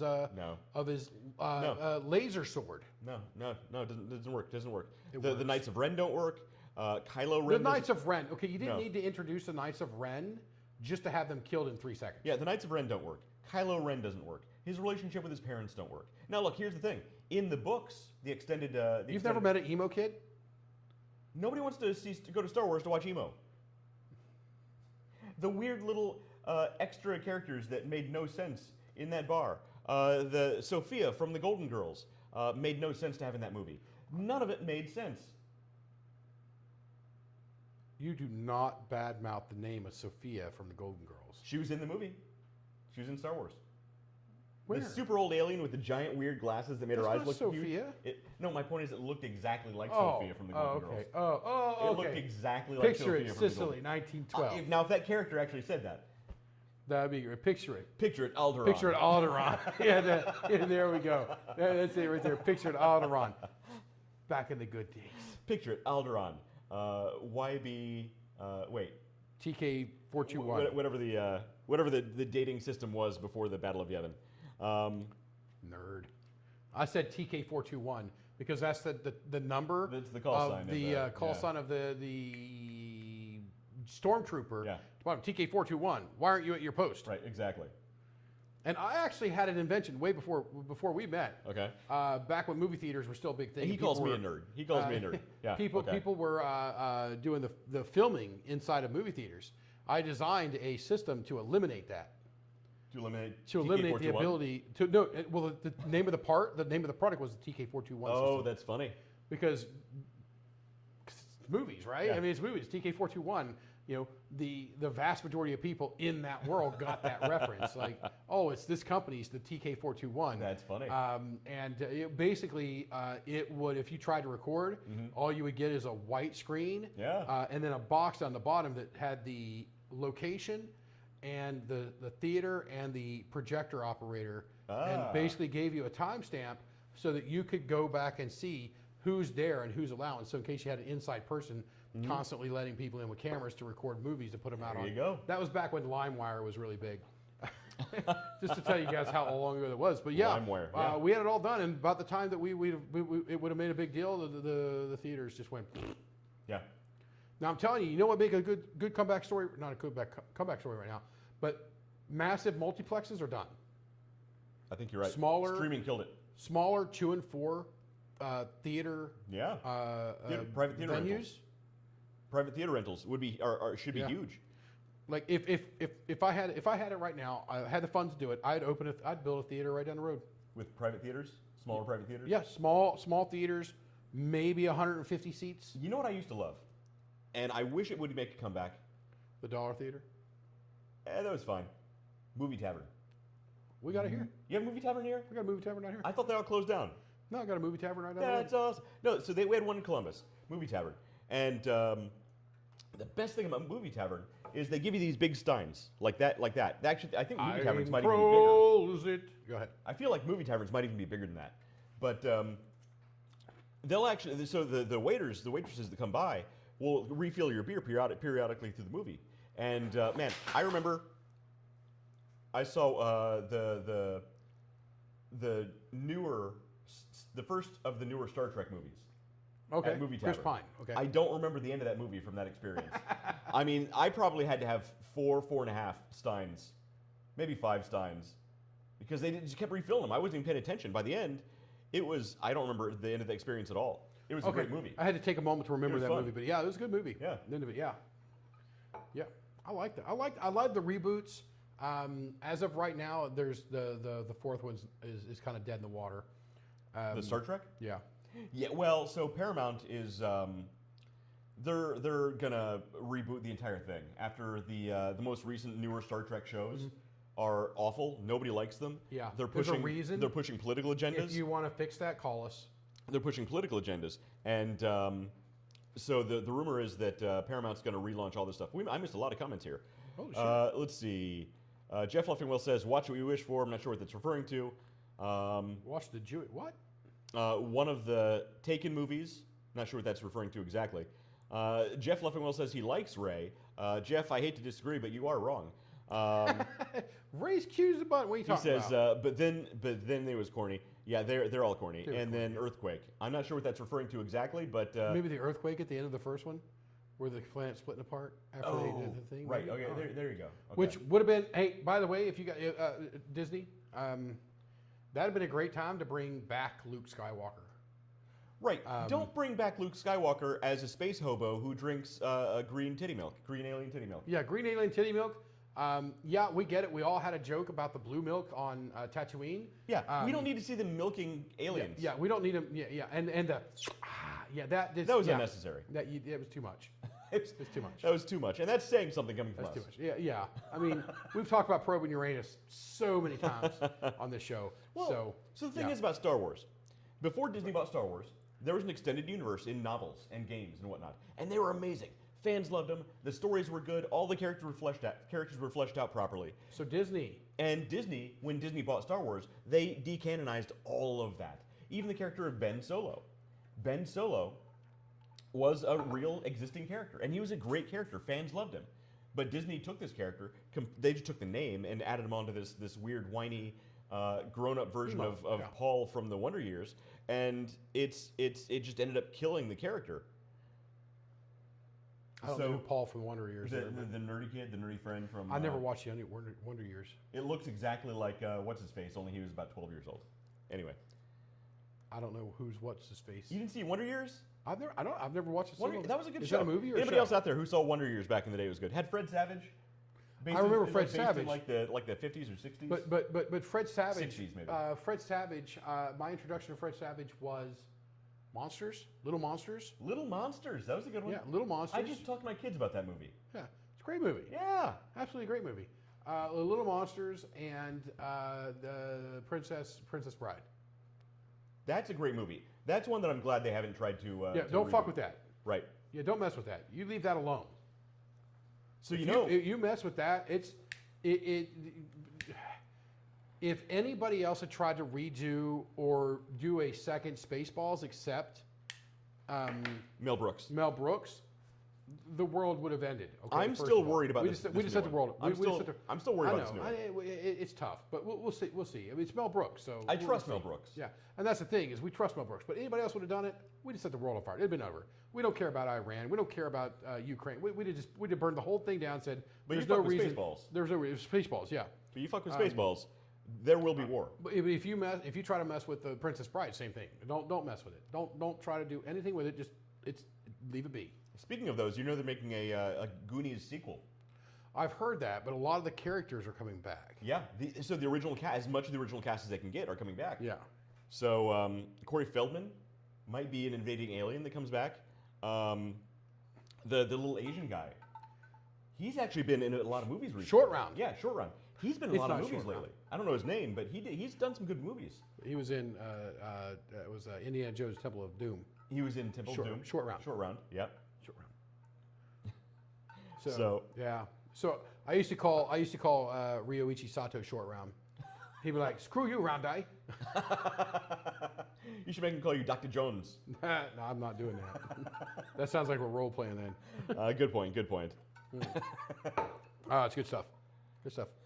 I miss Rio. I've never met the guy.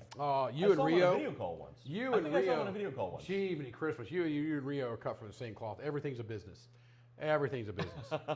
He sounds like a good guy. By the time you end the sentence, he's got the business plan mapped out with because he's a finance guy. Sure. And the financials backed up behind it. He sounds like a good guy. My first business was with Rio. Yeah, there you go. It still exists. And what was the name of your band you had? Well, that band went through multiple multiple. I've heard of this name. But the band that I played with that night, the name so we had Cracker Jap and the Whiteys, and we had the Colostomy Bag is Full.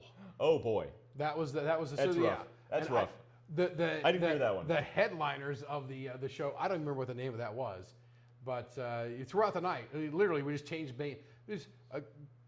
different types of music. We're like, oh, we're playing a punk set. I didn't play the punk set, so I don't care. Whatever the name was, I was just there to record. And then the worst part about that was my guitar stack was right here. Now, when we set it up, I was supposed to stand on the other side of it because, well, I'm deaf on my right ear, so I was gonna have my guitar amp right there in my ear. Yeah. Well, we had a lot of people at that show. There were well over 100 people in this little bar, and somebody was standing there. Well, some buddies was standing there. There were a lot of people there. So I had to stand on the inside of it. So I had to turn around and put my back to the audience and kind of lean in to be able to hear my guitar.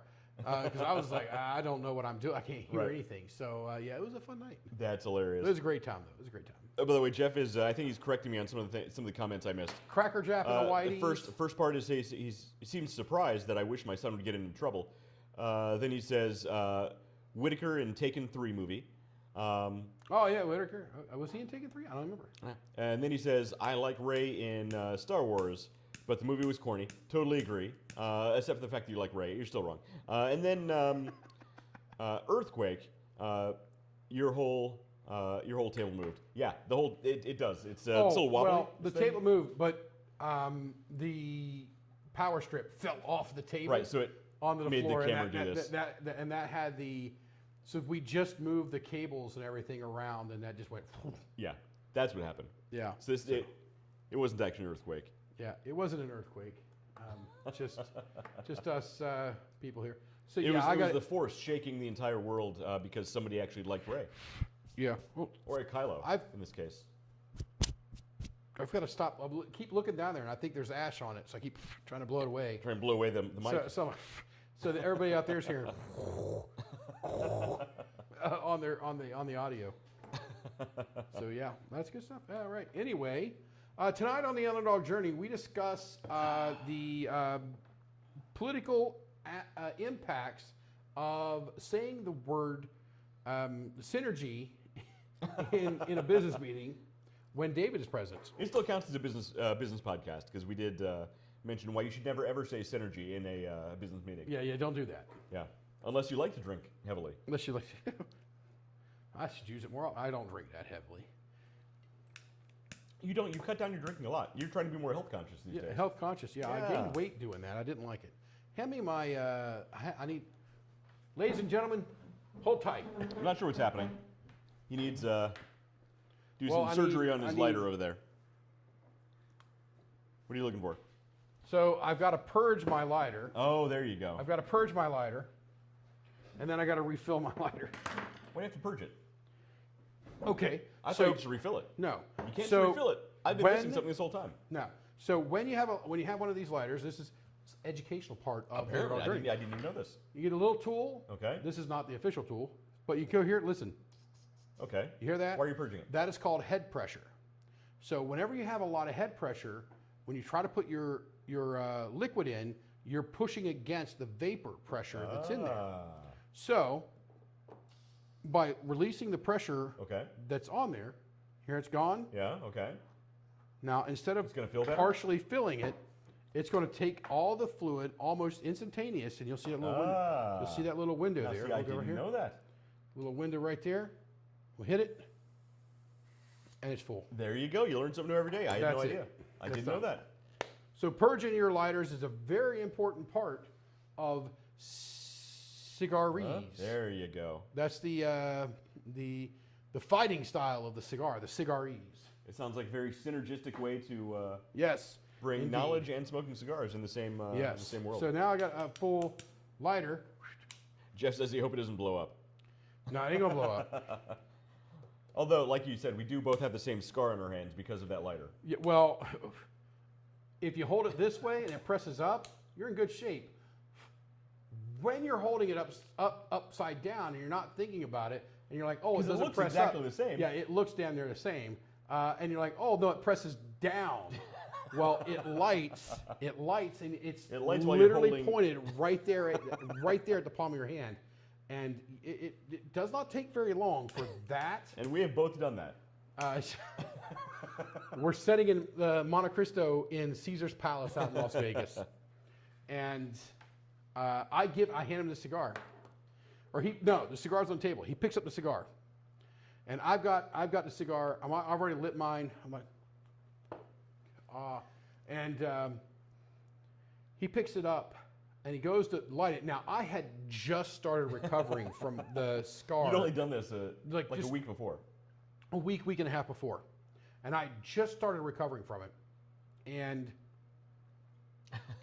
I take the inhale, blow out the smoke, and I try to take the inhale to tell him, to warn him, careful, make sure it's pointing up. Bam! Ah! Right there.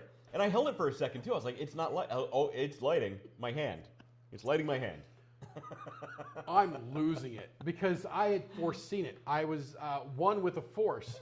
I had foreseen that he was going to ignite. He was Luke Skywalker. The moment that Obi-Wan handed him the lightsaber, he handed him Anakin Skywalker's lightsaber. What did Luke Skywalker do? The first thing he did, he looks down into the barrel. Just like that.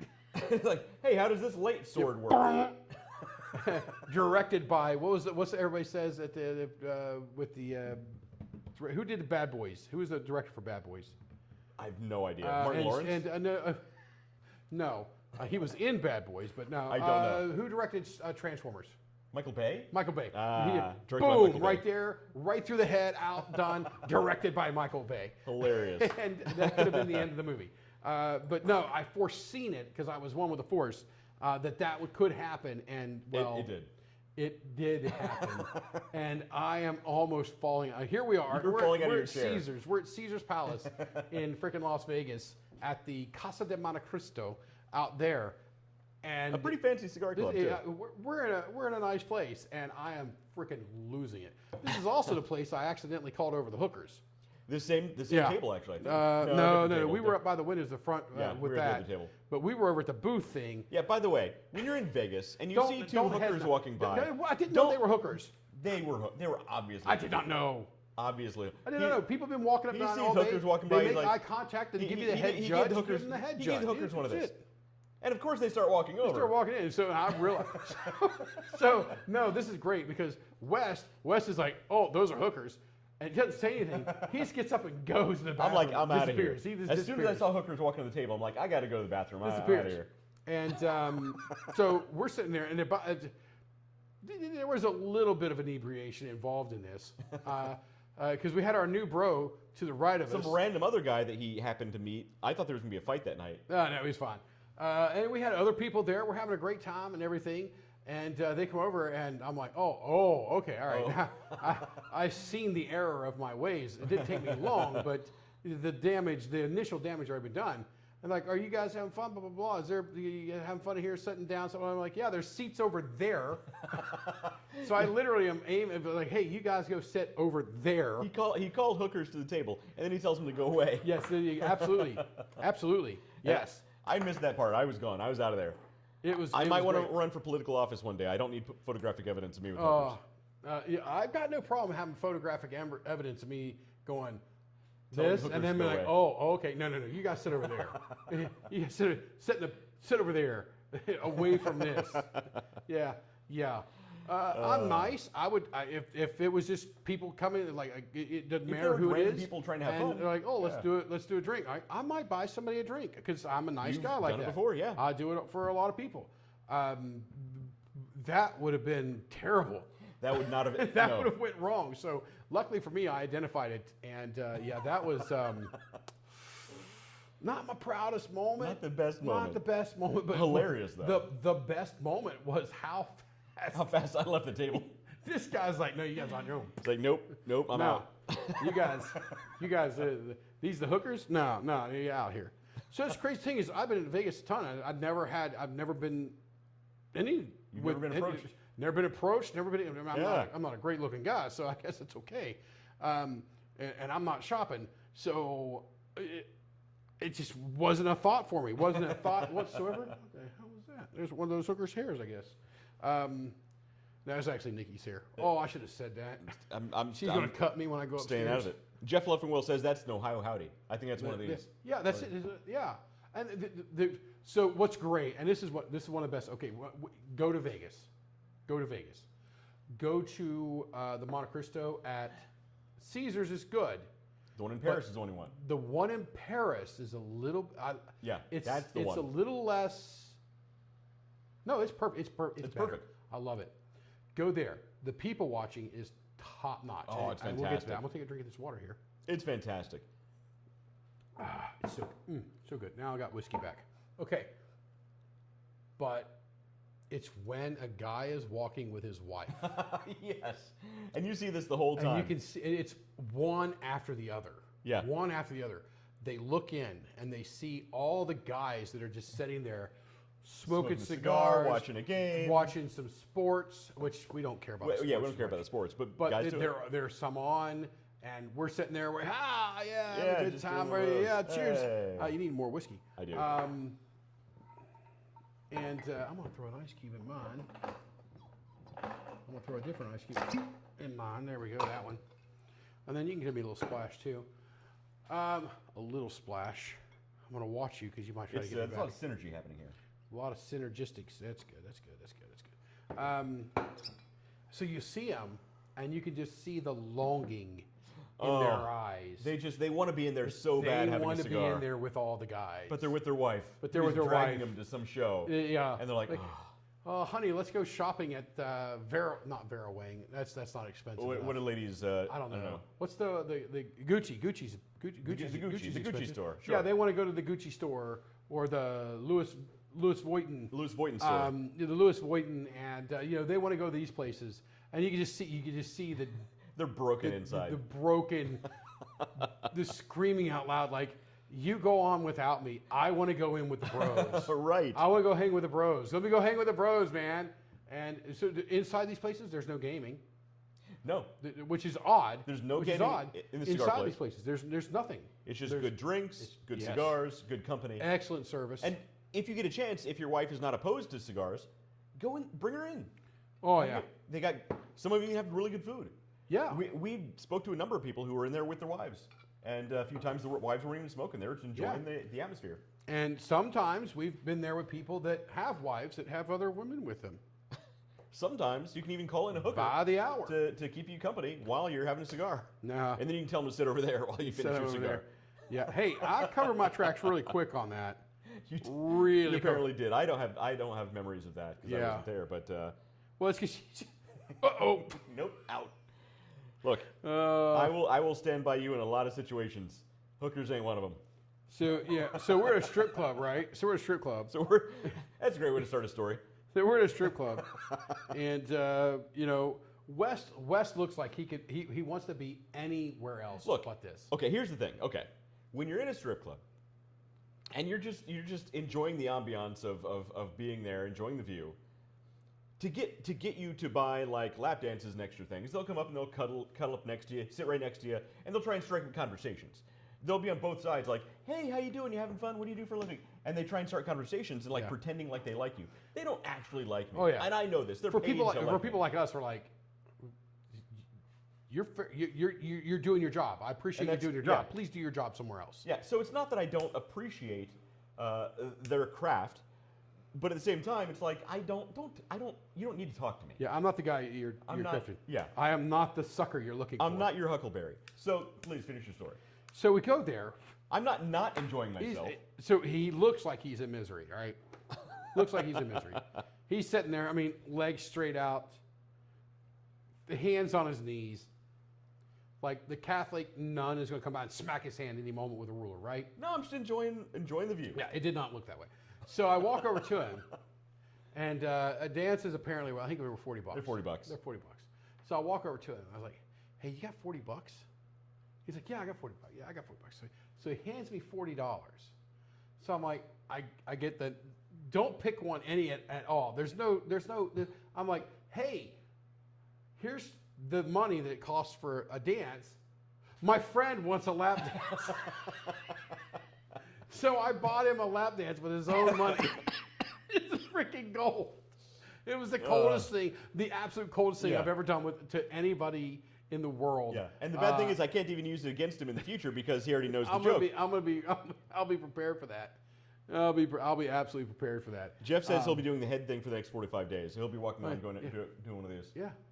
I mean, that's what you do. You know? Just don't do it to hookers that are walking by. Well, that's all I say, Jeff. How do you know? How do you know? It was obvious to everyone but you. It was obvious to everyone but you. Maybe. I wasn't paying much attention. Somebody walks by, gives me a head jab. I'm like, what's up? It was sup. Yeah. Sup. Not, sup. Hey, come take my money. That's not what I'm saying. And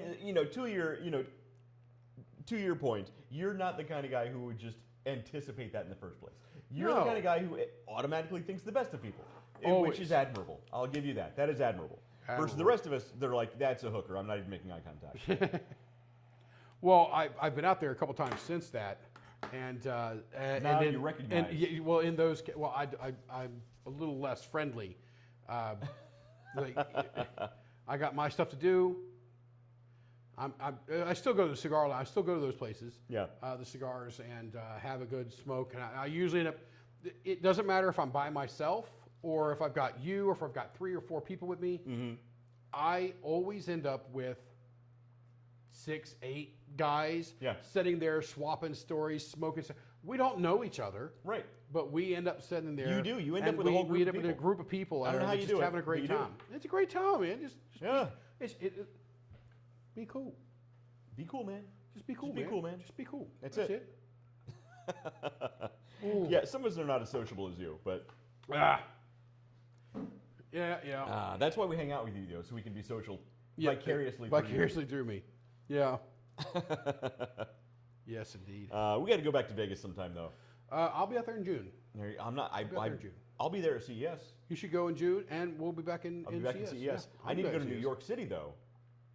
So we'll definitely arrange that. I need to almost be back in New York City this past weekend. Had I thought about it earlier in the day, I should have got up, done all the lawn work and stuff I've got to do here, and then just like shower, New York City. You have a whole crew in New York City. Oh yeah, I got a whole crew, whole freaking crew. It's cool people. You literally do. Cool people in New York City, but I still keep in touch with a few of the guys from the FDNY. Next time I'm in town, we ought to call those same guys in. We'll go have some fun, man. So I got to read this. I got to read this one. I see it come through on your side. I got to see it on mine. Jeff says hooker's hard to spot in Southern Ohio. We don't have street lamps that they stand on in the corners with flashlights. We call her Ever Ready. That's hilarious. So it's funny because Ever Ready's the brand of flashlight. Oh. And the batter. There you go. Good one, Jeff. Ever Ready. That's Ever Ready. That's pretty funny. Ever Ready. Yeah, it costs you 2D size. But yeah, if I'm ever in Southern Ohio, I probably won't be looking for the hookers. Yes, I agree with that. Yeah. I won't comment beyond that. I'm not going to get myself into too much trouble. Too late for that on this show. Yeah. Years too late on that for the show. Oh, yeah. We're on episode 305 tonight. 305 weeks in a row. Man. And this is a Tuesday night. We did this on Tuesday night. Yeah. And you'll notice we're not celebrating. Jeff said he stole that one. It's still funny, Jeff. It's Fake it a Mayo. We're celebrating Revenge of the Fifth. Revenge of the Fifth. We're what do you say, Joe's? Jokes. Oh. He stole that one. The joke. I thought he was saying it was Joe's. It's Joe's joke. It's Joe's joke. Joe is a pretty funny guy. Well, I mean, Joe's his brother. Oh, got it. So that's funny. My dad. It was my dad. Oh, I didn't know that was his name. And he's not funny. Some people have that sense of humor. That's je ne sais quoi. You're right. It's not him. Oh boy. Now that's funny. He can get a couple. He can get a couple good. He can get a couple good ones on you. Okay. He can get a couple good ones on you. I've never heard my dad tell a hooker joke, but I'm sure he has some. I don't have hooker jokes. I have hooker stories. Apparently. You have some now. I have one. You have at least story. one now. Well, no, I have two because later that same night, I told you about this. Later that same night, I get back to my hotel because I'm staying at the Pyramid. What's that called? The Luxor. So I'm staying, I'm staying at the Luxor again when I go in June. Great rates. I got the nicest freaking room they've got there. It's wonderful. But I'm there. I'm walking through, and it was just. I mean, we're talking just a couple hours after the event, right? So we're walking through, and this lady comes by. Hey, honey, I'm like, how do I get out of this? I'm like, I can't afford you. Boom! He just kept right on walking. You use the same line you use that No, other one. Hey, no. go sit over there. No, I just said I can't afford you. So I'm hoping she was. At this point, I'm hoping she was a hooker because otherwise, she was just being that polite. was the most offensive thing you could say to somebody. If somebody was like, "Oh, can I bum a smoke?" and I was looking at her, I can't afford you, and she was just a lady looking for a light or something. She was literally just being polite. Yeah, she may have just been polite. She but, recognized you because she knew you from something else. At that point, she was just a hooker to me. So I was like, I can't afford you. You're like, I don't pay for it, and walk away. It was bad. It was bad. Jeff's taking off. He says, it's been a good night. I got to bail later. Jeff, it's always good to talk to you, man. Wonderful time. It is. Cilantro. It's Irish. It's Irish. Cilantro. It's Cilantro. Revenge of the Sith. Revenge of the Fifth. May the booze be with you. Blue titty milk. Wait, green titty milk? And in the newer ones, it was green. And the original is blue. Green titty milk. Green titty milk. Prost. Do you know why we do that? Check out all the ghosts from the spirits. That's correct. Is it? That is. I just made that up. No, that is. It's to shake the spirits off. There you go. It's to shake the spirits off. I literally just made that up. That's great. Yeah. Okay. No, that's it. That's it. I called it. Yeah, I didn't. Somebody asked me that the other day, so I had to Google it. See, there you go. I knew it comes naturally. Naturally. Just like when I walk into a restaurant, they automatically hand me potatoes and say, "What would you?" No, they hand me bourbon and say, "How'd you like your potatoes cooked?" They hand you whiskey. Oh man, you fucked it. All right, we're gonna go back down. Whoop that Neves, Freddy is the devil. Whoop that Neves, Freddy is the devil. Did anybody get that reference? It was a joke. See, that's why I can't retell a joke. Did anybody get that reference? The Whoop that Neves? Yeah. That's Good Morning Vietnam. Yeah. So we're gonna try it again. So anytime he walks into a restaurant, because he's Irish, they just hand him a whiskey and ask him how he likes his potatoes cooked. There you go. See, that's why I can't retell a joke. You should be a stand-up comedian. I want you on an open. This is how it's going to happen. telling poor, really bad jokes, telling jokes wrong. No, you're going to be talking business, but you're going to be talking. What you need to do is diversify your portfolio. Now here you get synergy in your. I think that's going to be a bet. I think it's going to be a bet. I'm going to find a time. I'm going to bet you. I'm like, all right, you think you're right. I think I'm right. Okay, we're going to go bet. And if you lose, we don't know yet. Okay. But if you lose, when you lose, I have to do an open mic night. You're gonna have to do an open mic comedy night. Ooh, you know what I'll do? I'll read Dan Brown. Sorry, I have to do it every time. No, it's Dan Brown's great. I think I can pull off a comedy night. So everybody out there, comment please. I'm hilarious. If you would like to see West doing an open mic comedy night. I'll bet I can pull it off. You do it? You can do it? I'll bet I can pull it off. Do it. Hey. Sam, I don't know if he's still watching, but Sam and I, the last time I was in Vegas, right? I didn't know he was there. Oh, that's funny. Didn't know he was there. Yeah. Did you guys just run into each other? So I'm out there. I'm looking for people to hang with because I'm going to go to a Frank Sinatra. Not a cover. Yeah. The guy is actually a Sinatra. He's a relative. Like related to Frank Sinatra? Relative of Frank Sinatra. That's pretty cool. He kept calling him Uncle. I don't know if it's actually Uncle, but we'll let it go with that. So we ended up there, and we had a great time. Nice. That's cool. So I think Sam would do well on an open mic comedy as well. Funny guy? Oh, so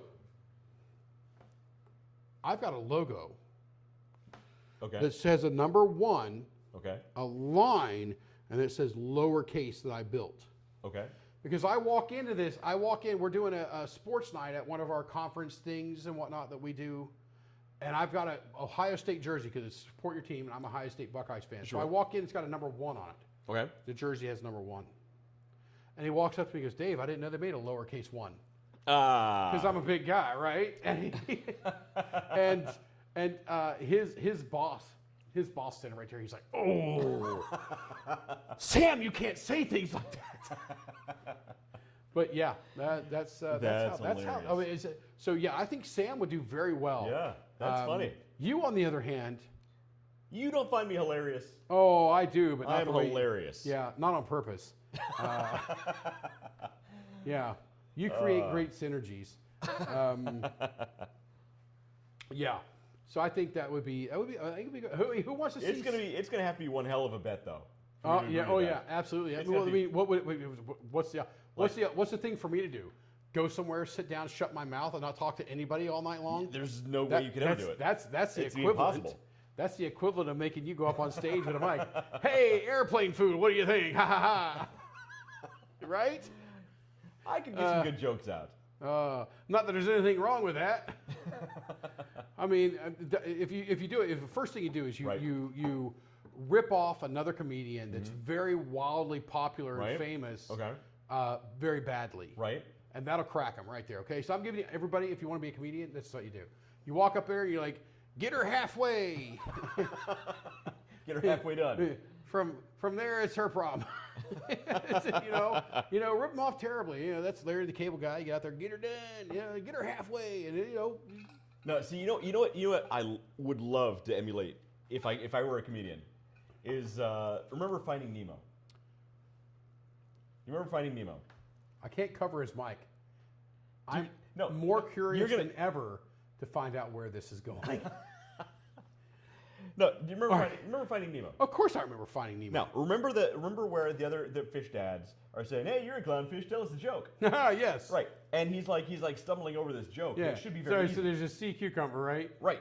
Now, normally sea cucumbers don't talk to people, but in a joke everybody talks. Right, exactly. Yeah, I got you. So the guy who does the voice of Marlin, yeah. is I can't remember his name. Mel Brooks' brother. Really? Yeah. What's his name? Mel Gibson. No. Mel Brooks' brother. He's one of the Brooks brothers. Yeah, Brooks Brothers. He's actually a Brooks brother. My favorite tie is from Brooks Brothers. So he's actually a really, really funny guy. And in the extra stuff for Finding Nemo, it's him just ad-libbing. So he ad-libs most of his lines in that movie.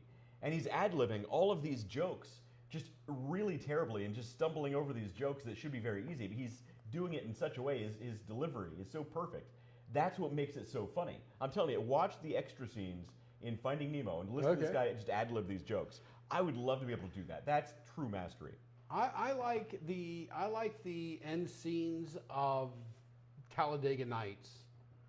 I still with haven't the seen that movie. bloopers. Oh, I've never seen it. Okay, so first of all, I know Ricky Bobby. Yeah, that's it, Ricky Bobby. But I've never seen the movie. I struggle with stupid comedy. All right, okay. I do. It hurts. Okay. It hurts. Okay. To watch, but the bloopers, the outtakes, packs of wild dogs taking over American cities. You know, things like that. Right. Great. Yeah. And the knife in the leg, and then the other knife, get that first knife out. I mean, that's. See, I gotta watch the movie now. I have no idea what you're talking about. Oh, sweet mother. Okay. See, I like dry comedy. Oh, well. The drier the better. But I also like you're Monty going to walk Python, away. so You're what going can I say? to, yeah. You know. So I mean, if there's a day, I mean, I think the number of the counting is probably less than 3 for the number of days that I've went without quoting Monty Python and the Holy Grail. Well, you're a man. You need to quote Monty Python at some point. It should be. And like every conversation. I mean, to be honest, I literally just quoted Monty Python in explaining that. And most people will say The Black Knight is their favorite scene. It is a flesh wound. It's a great scene. It's just a flesh Mine wound. It's great. Is the holy hand grenade of Antioch. The holy hand grenade? Yeah. The holy hand grenade of Antioch. They got to kill the bunny. Yeah. Is and orangutans. Is just absurd. One of the best bits in that entire movie, and I wish I knew the movie well. When you can see the lady's bush through the white dress she's wearing. No, that's hilarious. The thing, yeah. But the Sir Robin the Pure, I think it was. No, the guy guarding the bridge, and he's talking about asking the questions to be able to cross the bridge. Oh, okay. The swallow. The Tim. The swallow Tim. carrying the The Tim. Yeah. There are those who called me Tim. What Right. is your quest? Yeah. I'm answering. I don't. To find the Holy Grail. Holy Grail. Yeah. Search for the Holy Grail. What is your favorite color? Right. But then when it gets to the What is the airspeed velocity of an unladen swallow? Exactly. What do you mean? African or European? See, What? he knows it well enough. Ah, yeah, Yeah, I'm. you know well enough. I yeah, I need to be better, but that's my favorite bit in the movie. It's good. That's a great one. Yeah. That's a great one. There's a bunch of pussy jokes. Get on with it. That's some good scene. And there are some times when where I'm in meetings and whatnot, and I double check, triple check, because I have been absolutely guilty of saying things without my microphone on mute. I've heard stories. I've heard stories. You know, people go like, this was an unforeseen accident, or nobody's seen this coming. I'm like, I've seen it fucking coming. David, what was that? I'm sorry, I thought I was on mute. And I get messages afterwards like, dude, I can't believe you did that. That's hilarious. Yeah, he Or- accidentally or left his the- mic on. Or I love this one. We had a meeting in like July or something like that. They were changing some quotas and whatnot on us.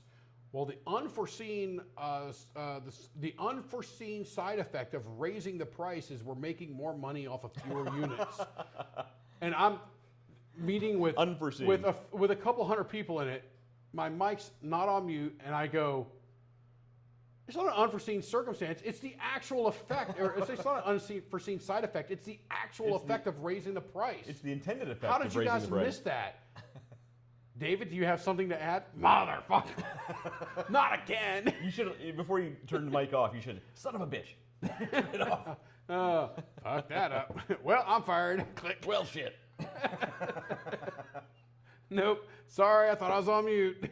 Yeah, we know you thought you were on mute. Oh, that's hilarious. Those are good times. Oh, yeah, man. good times. That's It too was a funny. great time. It was yeah. Those are good ones. But yeah, Monty Python, man. It's And that's actually- another one. Yeah. Don't fuck with.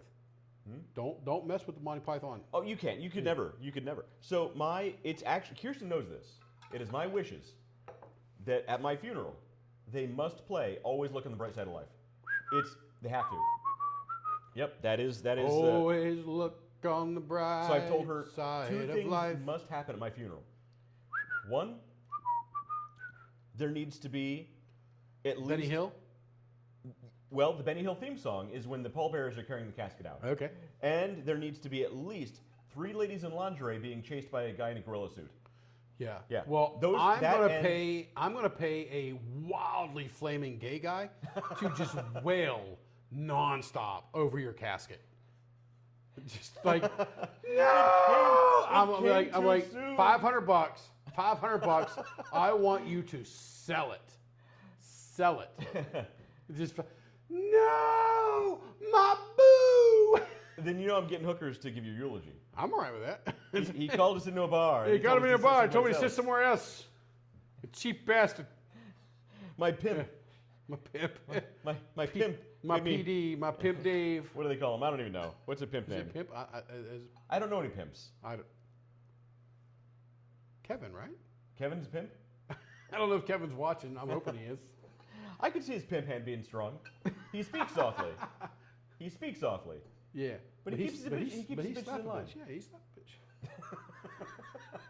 bitch. Oh, well. That's, There you go. That's oh, what yeah, happens. our this late in political the show. careers. So here's hey for my opponent that when I do run, Don't use this against him. when you try to use this against me, He's gonna own it. bro, I steer into the skid. He will steer into it. I absolutely. So I will put you in a seat next to me, and I will make you sit here, and I will do everything again. So, cheers. Because you know what? Truth sells. Well, a sense of humor sells. Yes. Yes. Truth and a good sense of humor. Truth and good sense of humor. It's like, oh, you really like that? Fuck yeah, I'm like that. I tell my wife this all the time. I'm always going to take the joke. There you go. I'm always going to take the joke. Sure. If there's a joke Yeah. to be made, Okay. I'm taking it. Well, hitting yeah. it. You can't waste the opportunity. I'm not going to waste the opportunity. I understand. If you pitch a softball, oh, bro, I'm hitting that. I'm hitting that thing, right? I mean, don't do it because I'm going to, and don't act surprised when it happens. Don't act like you're offended when it happens. Yeah, you ought to see it coming. Like, with David in the room. Yeah, you get choices in the world. You get choices. You can either get upset and tormented by the way the world is, or you can laugh at it. There you go. I'm going to laugh at it. There you go.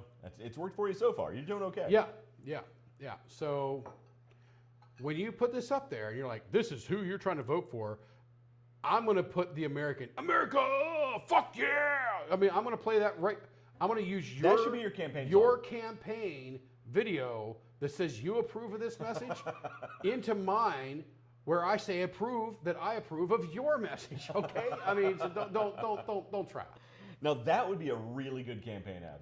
Yeah. If there was some politician who They had the balls. who had the balls to do it, Me. all the stuff that's actually true about his opponent, that he's like, I'm gonna own it. He'll take it. Heck yeah. Play the exact same thing at the end. He's like, I approve of this message. Yeah. And they'll take a shot. Yeah. I approve of this message. Now drink. Yeah. So I think after my first maybe one or two positions in government, people will be like, yeah, we don't want this guy. Because one of my first agendas is going to be removing the pay. Right. And make it volunteer. Make it a stipend where you get a very low stipend only during your actual meetings and whatnot. You know, you realize that if you ever got a real government position, you'd basically be the real life Ron Swanson. Very possible. Have you seen? I haven't watched. Okay, now this is terrible. You would love Parks and Rec. It's a great show. Yes. The character, but I know who plays that character now. Right, and that's the problem. And that degrades and makes me go, yeah. I know. He ruined it. He ruined it. Completely. He did ruin it. He ruined it completely. The guy looks so cool and plays the character. I've seen the clips on the books and faces. And you want him to be that guy in real life. I want him to be that. He doesn't have to be exactly that guy because I know he's an actor. He's an actor. You want him to be something like that guy in real life. You get to have some kind of a connection with that character. Right. And he doesn't. Not even a little bit. And it Not kills even me. close. And it kills me. I know. Because Yeah. because I can be like, oh yeah, I love. So I've seen the scene where I don't know who the other character is, but he's like this tofu burger or some shit with all these au jus and aiolis and all these things. And then he makes a burger. He's like, hamburger on a bun. You can add mustard if you want. Right. And they take a bite of it like, yes. Yeah. Well, there's another one where he goes into a diner, and he's had a really rough day. I forget what happened. The bacon. He's like, give me all the bacon you have. Yeah. He comes back. Give me all the bacon I'm afraid you eggs misheard me, and you think I said, give me a lot of bacon. Give me what all. I said was, bring me all the bacon that you have. Right. Yes. Yeah. I've seen that. I'm like, oh, okay. Yeah. You can relate to that. Yeah. You can relate to the character. Yeah. But not the guy. It's a shame. Yeah, it's a real shame. So Chris Pratt was in that show. Yeah. I've seen it with the so that is the who was we were talking about the Kardashians. So that's where I really know the name Kardashians from. Were the Kardashians because on they were the show? talking I about a don't remember comeback. They were talking about a comeback story, and he's like, "I'm pretty sure she got cum on her back." I did see that. That was Now, a blooper. I don't know if that's a blooper, was a or if blooper. it's in the show. I think that was a blooper. That scene, which now that I know it's a blooper, it makes me go, all right, I'm not going to watch the show as much. But if I found out that was actually in the show and they actually kept that, I was like, yeah, it was an NBC show. They didn't put that on NBC. that was great. I mean, I'm like the Kardashians. Well, yeah, I watched it. I'm pretty sure she got cum on her back. And I'm like, and I know it's on TV, and I'm like, dude, if they actually did that, if he actually did, right. Now I liked Chris Pratt before. Yeah. I liked him even more after that. Especially now, actually now knowing it's a blooper because that wasn't scripted for him. Right, exactly. That means he just did that. Right. Good job. Yeah, he's a surprisingly funny guy. Yeah. He's really funny in that show. I recommend the show despite what we actually know about some of the actors. Okay. Chris What's Pratt, it I like called? him as a person. Parks and Rec? Parks and Rec, okay. Give the first couple episodes a shot. I think you'll like it. Okay. It's not shot like The Office, is it? Kind of. Because I don't like it. The Office. I tried to watch The Office. I'm the same. I don't like the American Office. I like the British Office. Is that the one with the nerds? That has Ricky Gervais. No, you're thinking of the IT crowd. The IT crowd. The IT crowd. Oh, my extinguisher's on fire. Well, I'm just going to set it over here with the rest of the fire. Right. And it shows Made in Britain on the sign on the fire extinguisher. Oh, man. Have you tried turning it off and on again? I watched that whole series. The auto thing. Yeah. I've watched the whole series 100 times. I love it. I've seen some clips, and I think I might have watched half of one episode. Yeah. And got interrupted because I don't have time to sit down and watch it. You need to watch the whole thing. Yeah. It still holds up. The IT crowd, watch the IT crowd. It totally holds up. I try to keep my television watching time down to. I want to wrap myself up. Down to lunch, right? Sure. I've got my office in there. I come out of my office at lunch because I'm a very work-life balance is very important. I like to say, hey, that's their time is done. Mm-hmm. I'm going to now go either make lunch or eat lunch, and then I go sit on my couch and I eat my lunch and I watch. There you go. Doctor Who or Big Bang Theory or something along those lines. Mm-hmm. And occasionally I'll try something new. It takes a lot. So right now I've discovered Yellowstone. I haven't got into that yet. Now I've heard good things overall, but it doesn't seem like it's my style. It's rough because I don't know that there's been an episode that they haven't killed somebody. I'm like, you're making it seem like we're killing people every day out on these ranches. And Don't we? Well, I don't. That's think how I picture so. the West. And then the Native Americans are all acting as if, again, like everybody hates them. Like I don't think I understand. Most people don't give a fuck. Yeah. We don't care. Right. Give up on Yellowstone. So I'm trying to get through it because there's some good characters and there's some good stuff in there, but for the love of Pete, give me some drama that's not just homicide. Right. Here's what you should watch. That's CI or NCIS. NCIS? CBIS, CBI. What's the other one? NCIS. That's the military. one. So NCIS and you're CSI. thinking CSI. CSI. Zoom and enhance. Yeah. Zoom and enhance. Oh my God. Okay. Because that's All how right. cameras work. So I'm gonna wrap my old boss out, Mike. And Mike and I are bros, right? Like super cool bros. We got robbed once. We had somebody break into a trailer, get into stuff, steal a lot of stuff from us. And he sends it to the. We got video. We sent it to the. He's like, I thought they'd be able to enhance this, and I'm like, yeah, zoom and enhance.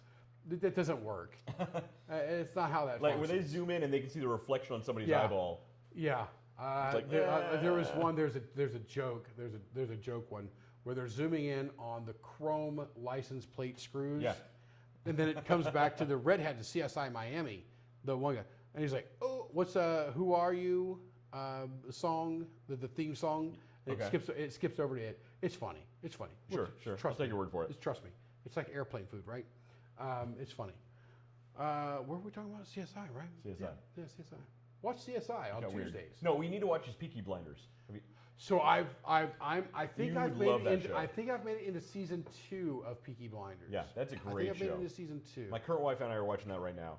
You'd also like The Terminal List. It also has Chris Pratt. All right. So The Terminal List is actually really, really good. You'd like that show. I watched The Terminal. That was not a good movie. It is not the same. He's not living in an airport.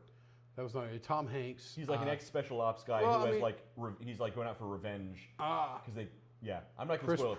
Chris Pratt. Like it's hardcore. Oh, okay, all right. Like there's some like good action in that show. So I remember The Terminal is just basically all the trips back and forth to Epstein Island that Tom Hanks made.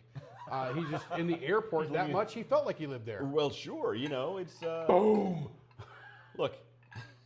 You didn't like that, did you, Tommy? He's hanging out in the airport with. I'm not going to go there. I did. All right, Bill Clinton. If you guys see the red light come in here, you guys know what happened. That's it. Little red dots start showing up. Yeah, little red dots. Like, I don't know, man. These guys are pretty funny. Maybe we just let them go. Well, I did mention in part of the meeting today, Cambridge Analytica. You did. And I was glad oh that my we God, were on the line. line. I just you said can't it. do that. I can't say the word. Oh my God, you can't say that. Are we allowed to say that? It's funny. We got a text. Message. We're like, you guys said. Wes says, I don't know if I can say that online. And the feed second I said that, immediately we got cut off. And the weird thing is, you saw this on my laptop. Yeah. So our feed dropped immediately, and the mouse, the cursor on my laptop, started like going around doing weird stuff all on its own, and then my whole computer crashed. Yeah. I don't know. I'm not saying that Zark Muckerberg hacked my computer, but something weird happened. Yeah. It was AI. It was AI back. That was before AI, though. That was before AI. It was pre-AI then. It was pre-AI. It was PAI. It was PIA. PIA. PIA. Yeah. Is that a thing? It is now. It is now. We just It invented is now. Also post AI. Also PIA. But that's the weird thing is like, No, it's not PIA. It's PI. Yeah, that's the PIA, weird thing though. Only a couple of years ago, we first mentioned, hey, this new thing called ChatGPT. Remember that? Oh, that was yeah. only a couple of years ago. Now look at Yeah. where we are. Now Yeah. people can't function without it. Oh my Lord! So yeah, I see it all the time. I see responses. And my wife, bless her heart, because she's married to me. She does need some sympathy. Yeah, it's true. Clearly, she will see posts and things that other people in her group, and that's how I'm going to phrase this group. The other day, she showed me a post that somebody put on Facebook, live up on Facebook, that had the prompt and communications from ChatGPT in it.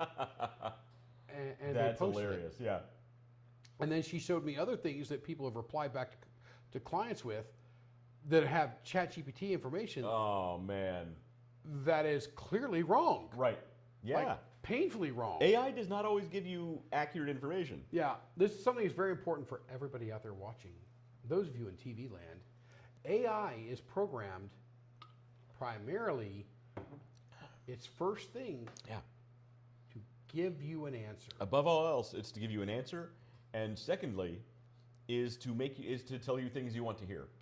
Yes. Which is why you always hear about these things like people being falling in love with AI, or AI tells them this crazy stuff like that they're really demons living in the computer, stuff like that. It's because the AI is programmed to tell them what they want to hear. Yes. Whether it's good news or bad news, it basically reads into the intention of what you're looking for, and it tells you exactly that, whether it's true or not. So for our side of the aisle, which I've seen several videos on this, it talks about the assassination of this person or the World War III or things like that, and they go ask the Alexa robot the question, and it comes back with an answer, right?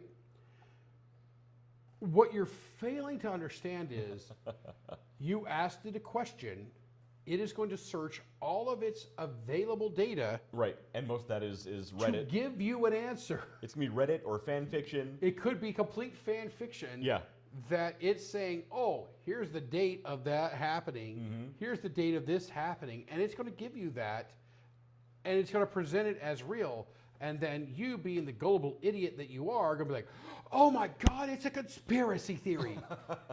It's not a conspiracy theory. It's just how the computer is accessing its source material versus the question that you asked. Yeah, that's it. You asked it. And most people don't realize that Reddit is actually one of the main sources of training these AI platforms, because AI does train on everything that's available online. However, there's a lot of actual data sites, news sites, statistics sites that it's not allowed to access.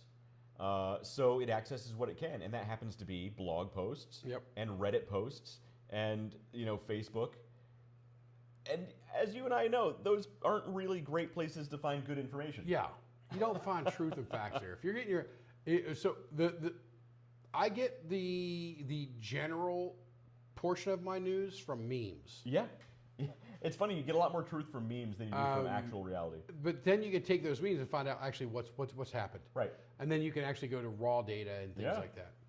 I don't trust any news.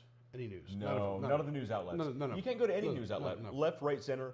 You got to do your own research and actually find out what's going on. And if you're part of the, if your news agency is telling you not to do your own research. Yeah, remember a couple of years ago? Yeah. Specifically, they said, "Don't do your own research. Trust us." Yeah. Maybe that's a red flag. Yeah, I would count that as a red flag. Maybe that's a red flag. I would count that as a red flag. Look into it.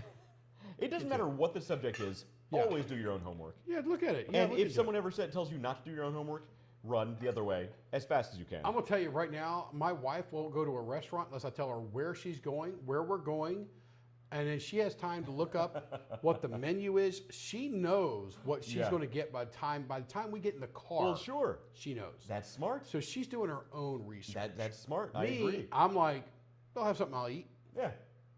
I'll see when I get there. Maybe the chef. I've gotten lucky a couple times. There was actually there's a place out here called Turning Stone. I went out there once. I had business had good stuff going, and I walk into the restaurant up on 18 or whatever the floor is. I use 18th floor. The Turning Stone Steakhouse, wonderful. If you get a chance, Central New York, go. Okay, sounds Definitely good. worth it. It's the number one place to eat here in the area.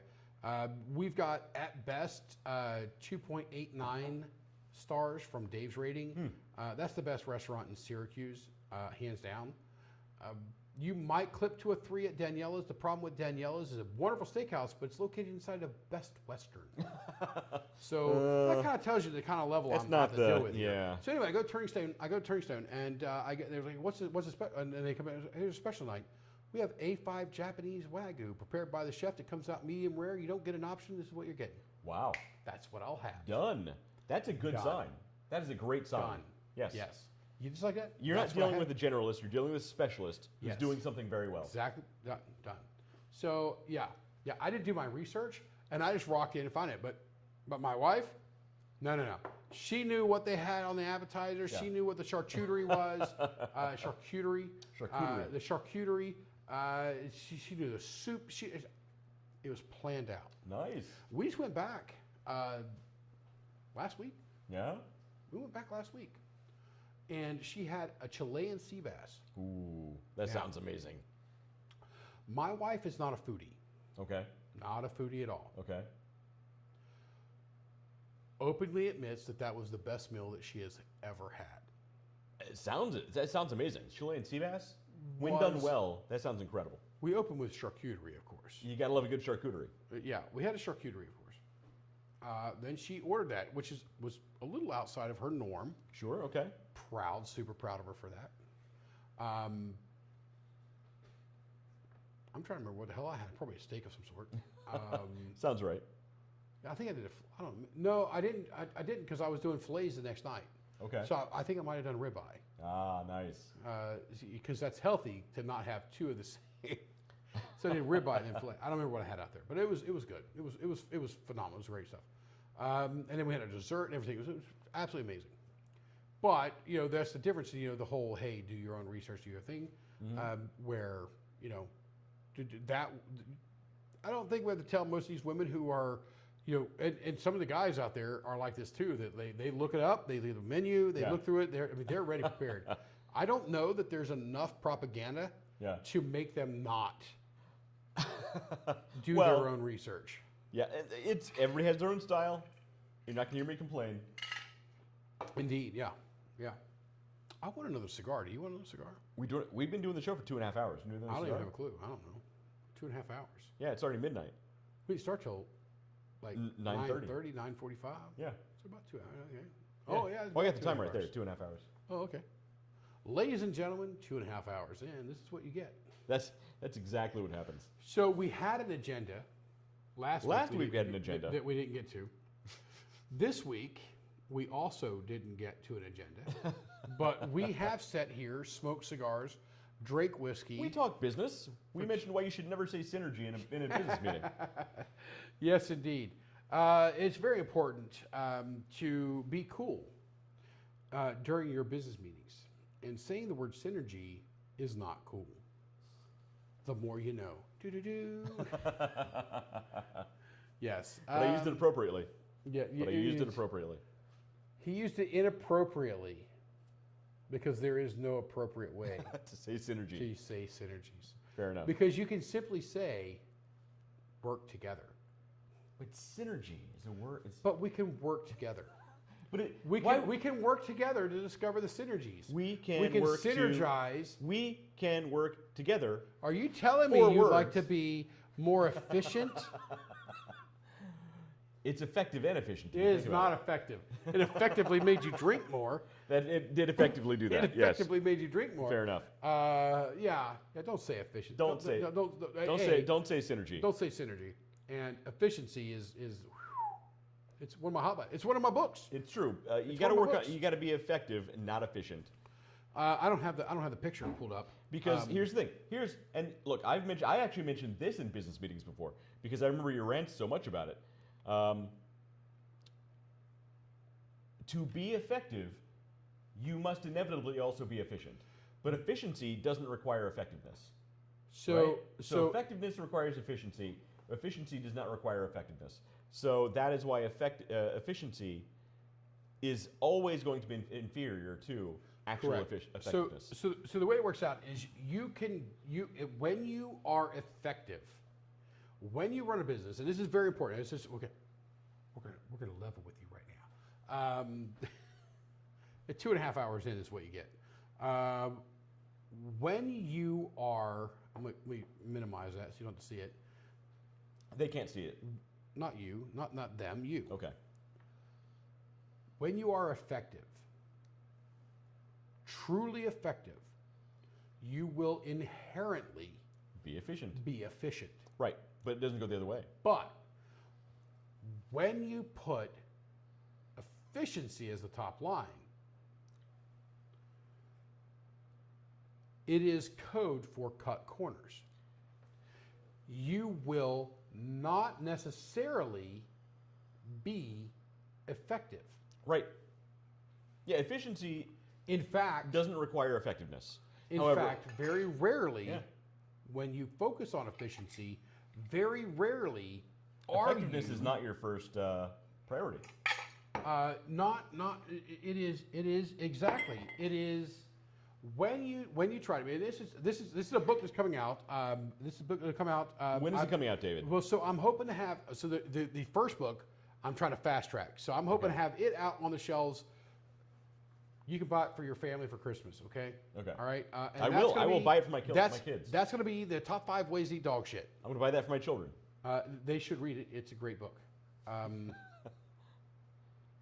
So Okay. where are we at? So it's not those. Okay, this is effectiveness over. This is the other one. So they can't see what you're looking at. So you got to describe what's happening here. So this is the bad leadership book, which is a new starter one that I came up with that I'm looking at. Okay. So this is the cold calls. So here we go. I have decided to go with number 2. They don't know what that means, David. Well, I'm telling you. Sure, got it. I'm telling you. It's coming through. So I'm going to stop that. I'm going to go back. Number 2, which is this guy right here. Yeah, the guy eating shit. So it's top 5 ways to eat dog shit. Explain what that means. So top 5 ways to eat dog shit is a book that is wildly against cold calling. And it's subtitled here. I can't pull it up completely. Here we go. Why cold calling is... Yeah, something. Anyway, I'll get to it in a bit. Too much to drink, which means I have to drink more. Which means that's the only way to get the only back way to to sober. get back to So sober. drinking is basically, it's a circle. Circle. Right. Yeah. So It's the you circle reach of a certain drinking. point until you drink enough to where you're sober again. And Exactly. that is essentially our goal. And that's where we're at. So top 5 ways to eat dog shit. It really is a scathing indictment on cold calling and a couple of other. We're going to throw a couple of other things in there, but cold calling is really it, because we looked through a lot of people that we did a thing where we were reviewing sales tools about cold calling. Yeah. Those people are not going to like this book, because the top 2 or 3 people in the world, Yeah. I'm putting them directly in the book. And you should. Directly in the book and illustrating how they're completely full of shit. Yes. Absolutely. At this. And it's going to come down to it. So you're going to be looking for, you will be able to buy, in the Thanksgiving time frame, Okay. you will be able to buy Nice. the top 5 ways to eat dog shit. That's awesome. I will absolutely buy that book. Shortly after that, you will be able to buy, wrong button, I clicked here, let's go back to there, because I love the book cover. The top line, this is literally looks like a multiple or a division problem. It's effectiveness, line, efficiency. So it's effectiveness over efficiency. Yep. And it's how finance first leadership turns market leaders into spreadsheet corpses. Yeah. And we've already talked earlier about spreadsheet leaders. That's exactly it. Look, we should do a lot of hype on these books and talk about these exact subjects leading up to the release of these books, because this is actually really important information. It really is. So the other one is. You've been talking about this for years. Yeah, this one, years. This one needed to be done. I should have already had it done, but I really only took it serious for the past few months. Right. So I finally started pulling the material together for it, and I've got to be careful because people don't read a novel for business. Some people do. I've read a couple. This is. I could put 1,000 pages. Sure.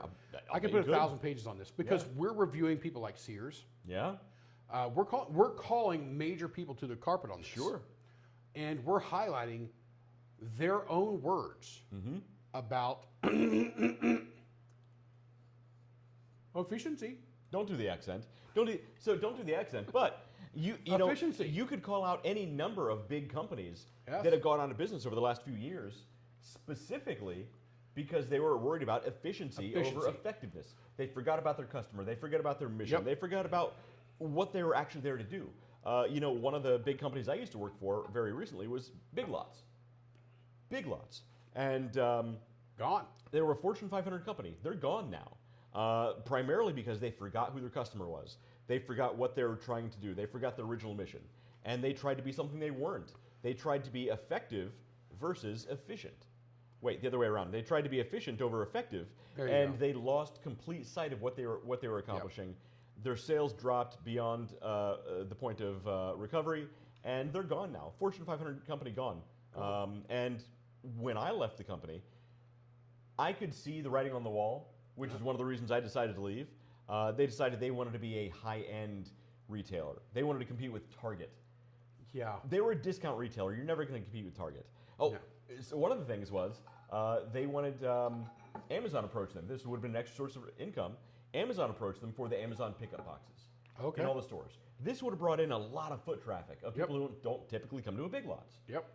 And they could have gotten a lot of people, even if they bought smaller things, and they would have walked around the store and said, oh, they have that, they have that. This is kind of cool stuff. I'll pick up some stuff. However, some senior management, I was in this meeting, said they didn't want to have the Amazon pickup boxes in our stores because they didn't want to support their competitors. Good for you. Guess what? Good for you. Very efficient. Guess what, Big Lots? Amazon, if you think Amazon is your competitor, you already lost. You are not competing with Amazon. You're not competing with Amazon. You weren't competing with Target. You were never competing with Amazon. You were competing, first and foremost, you need to know who you're... We were talked about competing with customer Dollar avatars. General. We talked about customer avatars. Yeah. You also have competitor avatars as well. You were competing with Ollie's bargains. You were competing with Ollie's. You were competing with Dollar General. Dollar General. Right.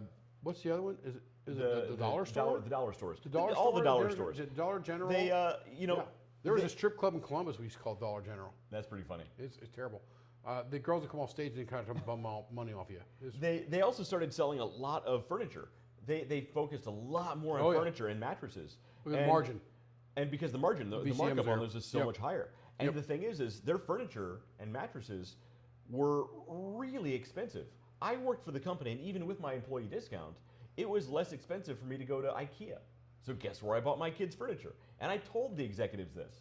I was like, it's way less expensive to go to IKEA, get better stuff, than I could buy at a Big Lots, even with my employee discount. And they looked surprised. They couldn't even imagine that could be true. And I'm like, it's a fact.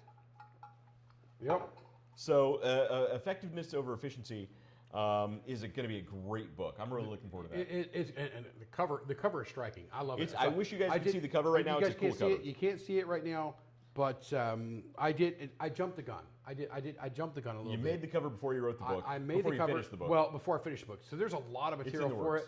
And so I used a lot of ChatGPT. It allows me to, it doesn't write the book, but it allows me to take excerpts of this and search speeches. And this is what I was talking about earlier. It was like, we are in this book, it's going to actually call out, and we are going to illustrate where the leaders of these businesses have focused and been very public and proud about their drive for efficiency.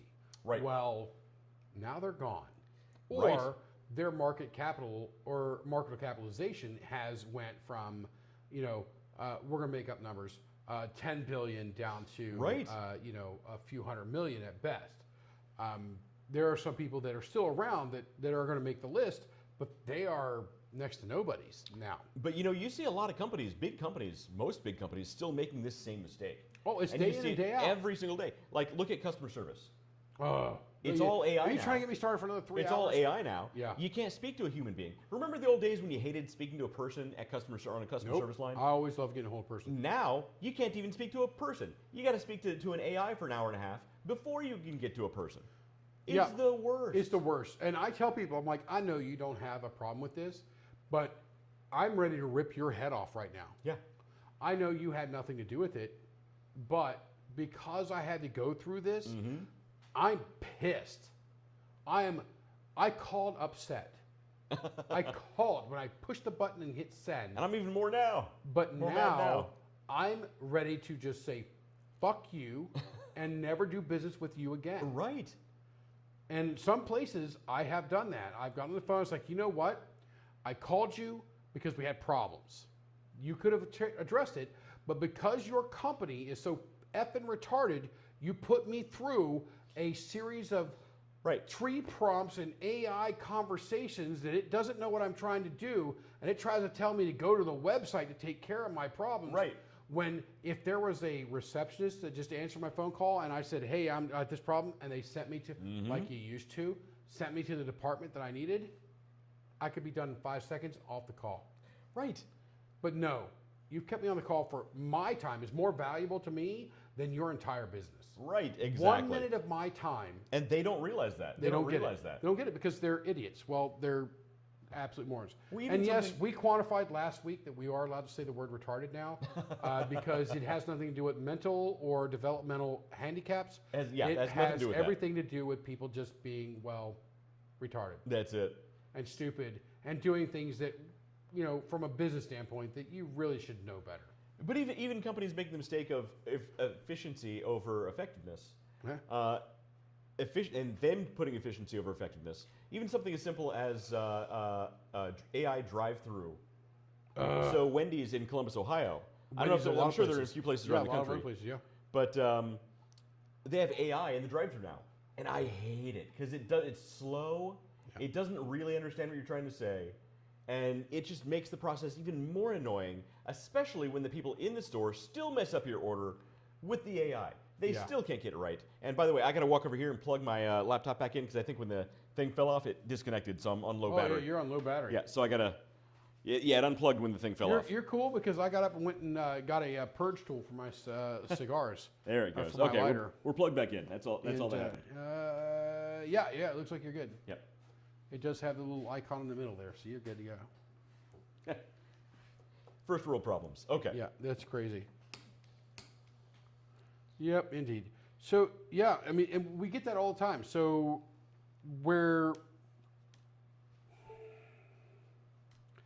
if you're working for a place that's driving efficiency over effectiveness,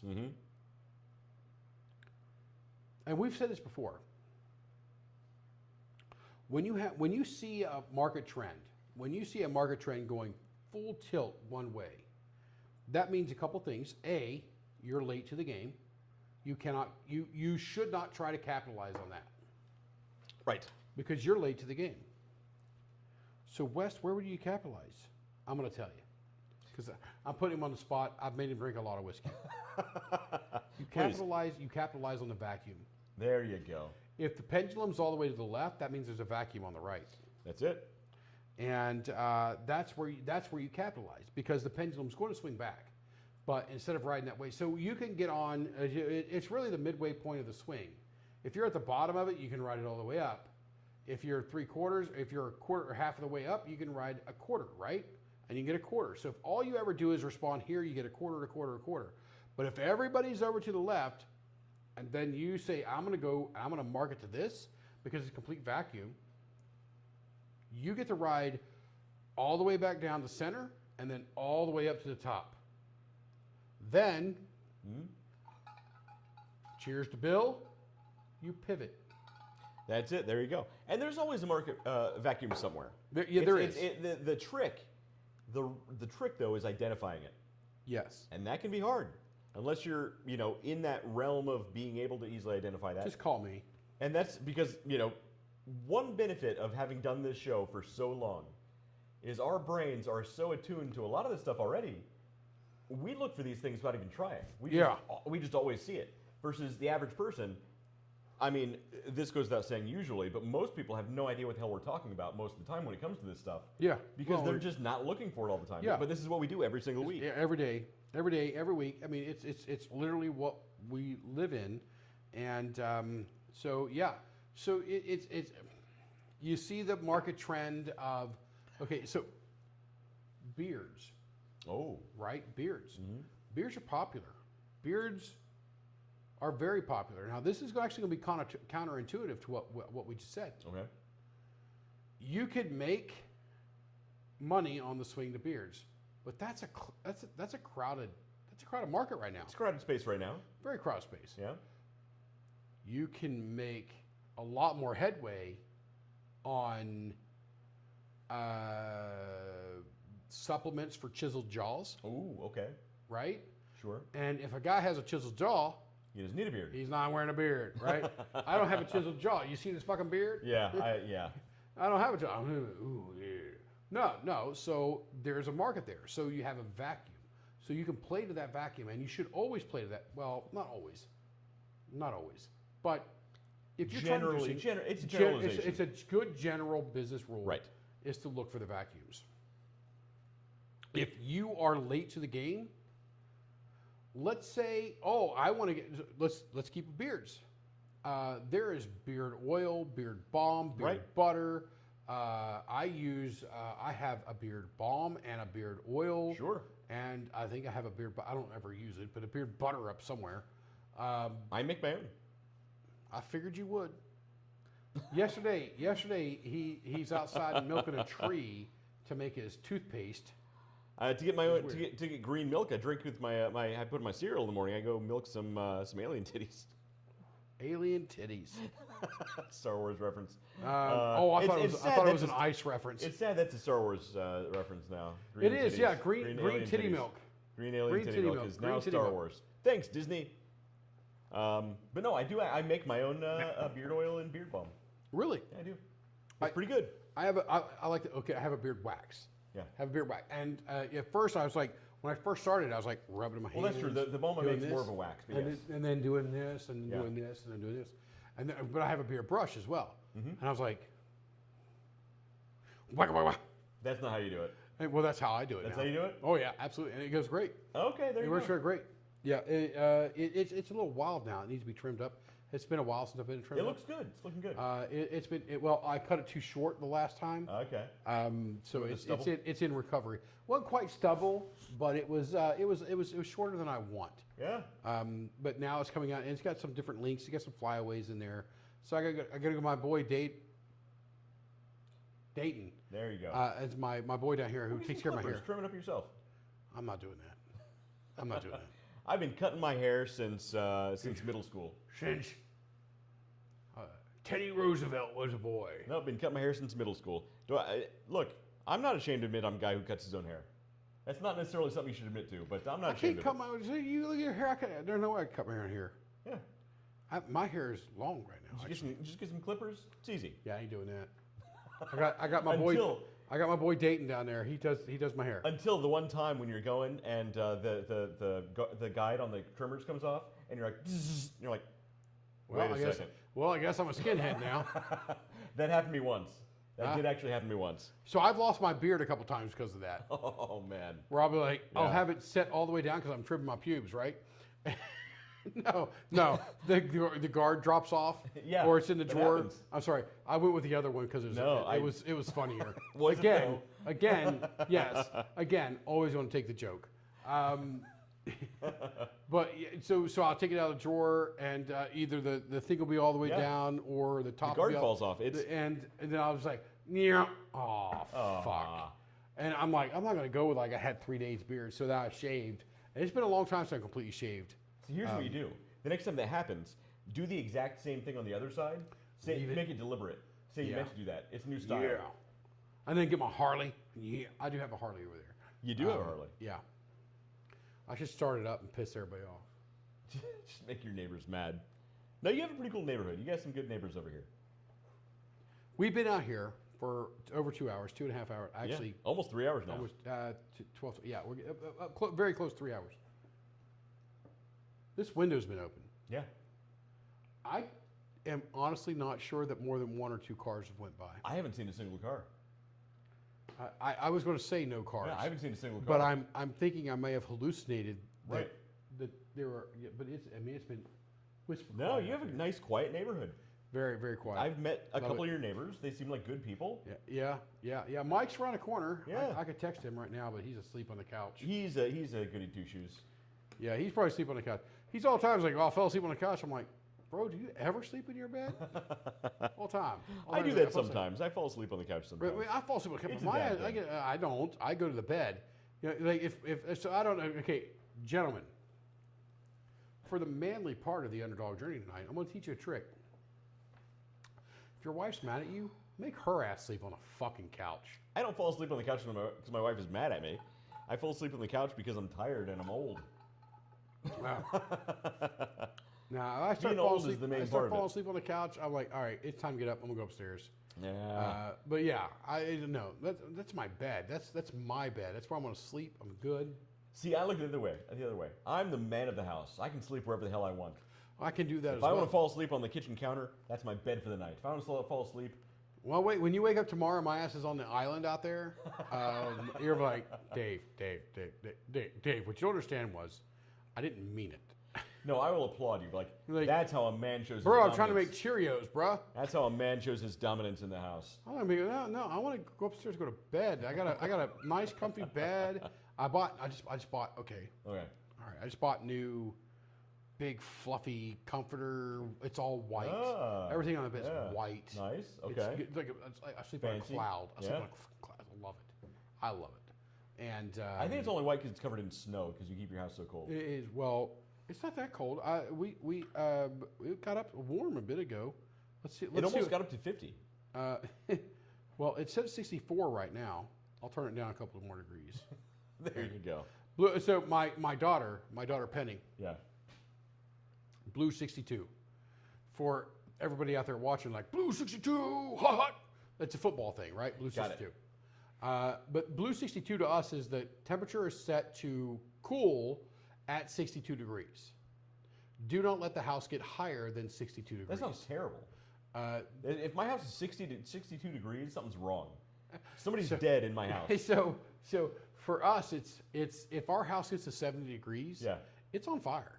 Yeah. No. Because that house is not. Now, during the summer, when we have the pool going, we're having some doors open and things like that, we will absolutely, 70 degrees during the day. But at about 6:30, 7 p.m., Yeah. doors get shut, everything gets closed up. I don't care how late the sun is out Yeah. and how hot it is. Doors get shut. I don't care about the fresh air. Air conditioner comes on. 65 degrees at If my house is 62, I'd be wearing a parka under an electric blanket. That's not. So I don't have any blood. I have no blood. So I forgot to ask you today because actually your room is right here. Yeah. Because we have new blankets and everything. You in there. do. You have nice warm blankets. That's Brooks. That's Brooks Brothers, by the way. Well, That's Mel Brothers. Brooks and his brother Yeah, did a Mel great Brooks, job yeah, designing yeah. those. So I was wondering because before it was a Tommy Hilfiger, but the Tommy Hilfiger was like a big cushiony. Yeah, that thing. was like a. And I was just wondering if this one kept you warm enough. No, this did a great job. It's Oh, a great good, blanket. I approve. Last night, the blanket in my hotel was very good. It kept me at a nice, crisp 87 degrees. It was Yeah, hot as crap. Yeah, hotel room. That was not a 60-degree room. No, I walk in, I'm like, click, No. click, click, click, click, click, click, click. That 60. That's There's as no low as way. it go. That room did not get under 71. Yeah. So I don't know if you have this problem. One of the things I hate about hotels is every single one of them, all of them, they must buy their pillows from the exact same place. They're always those like down pillows Yeah. that They like have some stuffing in them. they're kind of fluffy, but when you lay your head down on them, where your head is applying pressure, they flatten down to like a So you get like flat, but you get pillows up here. paper thin, and then the pillows wrapped around your head. How is that comfortable to anyone? It's not. I It's hate not. that. But But every it's hotel very has them. efficient. It's very efficient. And hotels are one of the worst groups in the world because they're ran by that absolute efficiency-driven culture. There you go. That's a good way to put it. Yes, That's a good way to put it. great way to put it. But that is the world that I it is. hate those pillows. And it's terrible. I can't and they will sleep fix on those it. pillows. And I get angry. It's physical violence I want to wreak upon the world. When I see the little flag, it's like, do your part and conserve water. No, I'm paying you so I don't have to conserve water. I don't I'm going to use all the water. I'm paying for this. I want my room to be the temperature I want it to Right. be. F you, and you're saving, and it has nothing to do. It's good for the environment. did you It's see the- to do with the environment. It's everything to do with your fucking bottom line. Well, you see the sign they had in the bathrooms this time, which was do your part to help the environment. Hang your towels back up for reuse. We'll only replace the ones that are left on the floor. Yeah. Did you see that one? Yeah. So Literally that's leave very all common. the towels on the floor so Very you get fresh common. ones. Even if I'm in a hotel room by myself and Yeah. it usually gives you 3 or 4 towels, I put all of them on the floor. I'm going to make you wash extra. Why? Because you're a cheapskate. Because I'm paying you It has for it. nothing to do with saving. Has nothing to do with environment. It's Has nothing to everything do to with do with environment. you doing laundry. Yeah. You want to pay less labor. You want to pay less water. You want to pay less soap and detergent. Less And then you want to electricity. pay less electricity. You want to Yeah. pay less deployment putting them back. That's That's what you all it is. want. Yeah, agreed. Now, put your money where your mouth is. Every hotel chain. What's the big one? The one with the slutty chick that used to be Hilton. popular. Hilton. Yeah. Hilton. Hilton. Odd how we Slutty got there. chick. Hilton. How we got how we got there. She's actually a really smart woman. No, she is. She is. She's a great actress because she plays the stupidity, but she's actually look into her. Look, I'm telling you straight up, look into her. We've all seen into her. And Yes. no, we don't like what we she's- see. anyway, No. No. Anyway, I refuse to believe any of that. Take the money that you save and donate it to a local charity. Sure. Take that money, Well- then I'll believe you. Well, You're if not you going to care- do that. Well, if you care that much could about the donate to- environment, cover Yeah. the entire roof of your hotel, every single one of them in the chain, with solar panels. Yeah. You won't do it. Without taking any tax advantages You won't do it. and no returns. Yeah. You cannot return on that investment. You cannot make money off of it. Then we'll believe you. Yeah. You're not going to do that because that's not why you're doing it. It's not efficient. It's not efficient. Not going to do it. It would be effective, but it wouldn't be efficient, Which means you won't do it. which means you won't do it. Yeah. So there we go. We challenged all of the hotel chains out there. We know you suck. We know it's all about you saving money and hosing people. I hear all the time. I hear that. Well, the people who the wants and demands of hotel goers today is different than they were 20, 30, 50 years ago. No, it's not. No, it's not. Hotel people have not. always hotel residents have always wanted the exact same thing: Exactly. It hasn't changed. a comfortable bed, a nice hotel, great customer service, and to be left the hell alone. That's 4 things. You can't do those 4 things. I don't you think got I no left problem. anything out. No, that's it. I don't want to be bothered. I want separation between my rooms. Right. Okay. I don't want I heard this morning. You were in the same hotel. We heard this morning. They're knocking on the doors at like 7 o'clock in the morning. Right. Are you ready to check out? No, it's 7 o'clock in the morning. Go the hell away. You knock on my door at 7 o'clock in the morning, I'm gonna be fucking pissed. Right. Leave me alone. Right. My checkout is not for another 8 hours. Yeah, Leave my me alone. Go my away. checkout is 4 p.m. Leave me alone. Go away.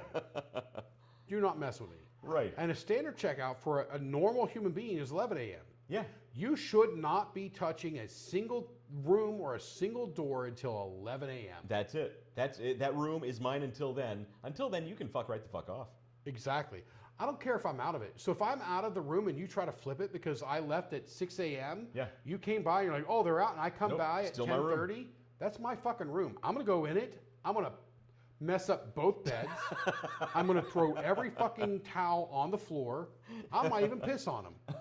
I mean, I don't recommend that under normal circumstances. You got to do But what if you got they to do. try to flip my room while it's still my room, You no. paid for that room. That's Yeah, your time. no. That's a time frame. That's a contract we That agreed is a to. contract. Go away. That is it. Don't mess with me. And because here's the thing. Because if you're 1 minute over that checkout time, they're going to charge you late checkout. They can charge you for late checkout. Yeah. They should, if they want that room back sooner, they should I want pay a you for that time discount. back. They should pay you for that time I back. want money back. And That's if it. you have me a late checkout fee, I'm going to use that late checkout fee at 1 minute or 2 hours or 3 hours or whatever it is. So I did a thing. I was in Las Vegas. I'm sitting around, all my stuff packed. I'm on a conference call, a big webinar, launching a new product, blah, blah, blah, blah, blah, blah, blah. And they're knocking on my door. They came in, and I'm sitting there like this. I'm sitting there, my finger's up. I don't know if you guys can see. My finger, I'm going like this. Yeah. There we go. Pointing at the camera, Dave. You'll see it. I'm like, no. I'm sitting there, I'm talking. I'm like, hey, yeah, and we're doing this, blah, blah, blah, blah. Yeah. I'm like, and I'm pointing to him just like, hey, you, out of the room. Yeah, that's it. And, luckily I have enough clout because I'm badass. I mean, that they're like, got it. out there. And then they, when I'm done, I'm sitting there, I've got my hand on my luggage. I'm like, ladies and gentlemen, I'd love to stay with chat with you, but I've got to get out of this hotel room, get on an airplane, get back to New York. So I'll catch you on the next one. This has been Dave. Yeah, there you go. And I'm like, AirPods out, in the thing, in my pocket. Thank you all so very much. Here's $20 out the door. There you go. And that's they're all like, done. oh, okay, cool. Yeah, I'm not going to rat this guy out for being here for an extra hour. Right. Yeah. Now, Vegas is a little different because, they flip those rooms pretty quick. They really But do. they didn't knock on my door until after the time I was supposed to be gone. And that's fine. Yeah. And yeah, if you're over Had your they time, charged me, I'd have been fine with it. Yeah. But when they come early, that's a problem. Don't knock on my door at 7 o'clock. It was 7:45 or something like that this morning. I heard people knocking on doors. Yeah, no. And I'm like, you got to be kidding me. No. Yeah, no. Yeah, I'd be. yeah, get out of Because here. imagine if you're there with your family, you have kids and who, 7:45 in the morning now. you have young kids, Yeah. Wake Or a me. baby or something. I'm great. If I were in a room and somebody woke up my baby, I'd be pissed. I'd raise hell. I am baby. Somebody walks up the door and wakes me up. I'm cranky. I'm going to be pissed. I don't want that. That's true. Yeah. Hotels are so we need to strip away. There's certain owners that just should not be allowed to have them. I agree with that. They need to get rid of all of them and say no, you're not allowed to have these. You suck. We're gonna buy all these back into the corporate chains, and you go away because they're terrible. Agreed. Because they push Efficiency. at breakneck speed, and they're ruining And it ends the up being experience. a bad experience. And then they're trying to change the narrative to say, well, what people want from a hotel today is not the same thing. Yes, it is. It's always been the same It's thing. the same. And it will always be the same thing. Yeah, in 100 years, It's gonna be the same thing. It'll be the same thing. You cannot strip customer service away. You know what? This is a show. This is a great show. All right, This is a great show, but we can't start the show at 12:32 a.m. on Wednesday After a morning, 3-hour show already. as a 3-hour show. So we want to get into this. We're going to talk about we're going to put hotels under a microscope. Okay. And we're going to show we have to keep using them. So there's nothing to do. But how do we throw our weight around as consumers to say, if you don't meet these standards, I'm going somewhere that does? So I think you're suggesting that the Underdog Journey found a new consumer advocacy group specifically around hotel. Well, I think we residents. should have a consumer Why couldn't we? a consumer review for everything. Yeah, well, let's do it. What do you all think? I think we just. I think that'd be good. I think we just started something. Because I mean, number one to me and everybody, it's nice. It's not very hard. If I say the number one thing important to me, what are you going to say? Whiskey. Green alien titty milk. You're getting closer. Cigars. Customer service. Customers. I was so close. So Samsonite. I was so close. It's way off. No, customer service. So we. I so, love getting so you ranting it's- with customer service. So it's a great way to go to kind of highlight that. It's like, where can we take advantage of this? Where can we Right. push it and say, hey, these are the people that are meeting the customer service expectations of the general populace, and these are the people that aren't. And hey, wait, is it right here? I gotta play like I don't know that you guys can hear me very closely. I'm gonna pull my shirt out here. If you have an automated reply that says you're experiencing higher than normal call volumes that plays all the time no matter what, that's not experiencing higher than normal call volumes. That's you sucking ass as a business leader. Yeah, that's fewer employees in the call center. That's Yeah. not more people calling That's in. efficiency. That's fewer people in the call center. Yeah. That's exactly what that is. You need more people. Yeah. So I got yelled, not really yelled at. I was in a meeting, Had biscuits. It was crazy. Biscuits, beans, cookies. Anyway, so I'm remote in, I don't remember where I was, but I was at a hospital actually. And I'm taking a meeting from outside. And they're like, oh, we manage, we're down to only having 6 people for 185,000 of these accounts and blah, blah, blah, blah, blah. And they kept naming all this stuff. And finally, the guy that I was like, hey, we need to do something. He pings me separately. He's like, dude, you need to start speaking up. Mm-hmm. I'm like, I'm letting them dig their grave. So they get, and they seem like they've made their case because they don't have enough manpower. I was like, well, what I'm hearing here is 6 people is not enough to handle 185,000 accounts. We need more manpower. And all of them are like, that's not what we're saying. I'm like, well, that's not what you want to be told. That's not what you want to tell leadership, but it's what you're saying. Right. Just because you don't like the answer doesn't mean it's not the answer. So this is the answer. You guys need to do a better job. It sucks. Right. You're creating metrics. I said you guys are measuring your first response, but you're not measuring your resolution. That's it. So you're measuring a metric that doesn't mean dick. You're literally measuring a metric that doesn't mean anything and ignoring the metric that matters. Mm-hmm. And you're talking about how good you're doing versus this metric, and I'm telling you you're doing shit. So, yeah. Anyway, next week, Underdog Journey, or 2 weeks from now, whenever we get to it, because next week, last week's agenda of actually... We never actually got last week's agenda. Yeah. But we can save that. We can do that hotel thing next week, since it's still kind of fresh. Let's do that since it's still kind of fresh in your mind. Okay. All right. Yeah, well, I mean, nothing's fresh in my mind. But next week we'll be like, what did we talk about last week? Yeah, ADD, but I mean, it doesn't matter. If you're like, hey, David, what's the greatest crescent wrench in the world? I'm like, I'll tell you what.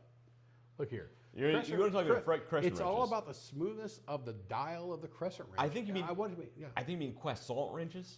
It's right there. You can grab one. It's croissant. Croissant wrenches. Croissant. Butter this boy up. Yeah, a little bit of butter on that. You put it on your nuts, and you'll love it. All right. I've been Wes. This guy's been David. We've been the buttered nuts. Enjoy. See you guys next time.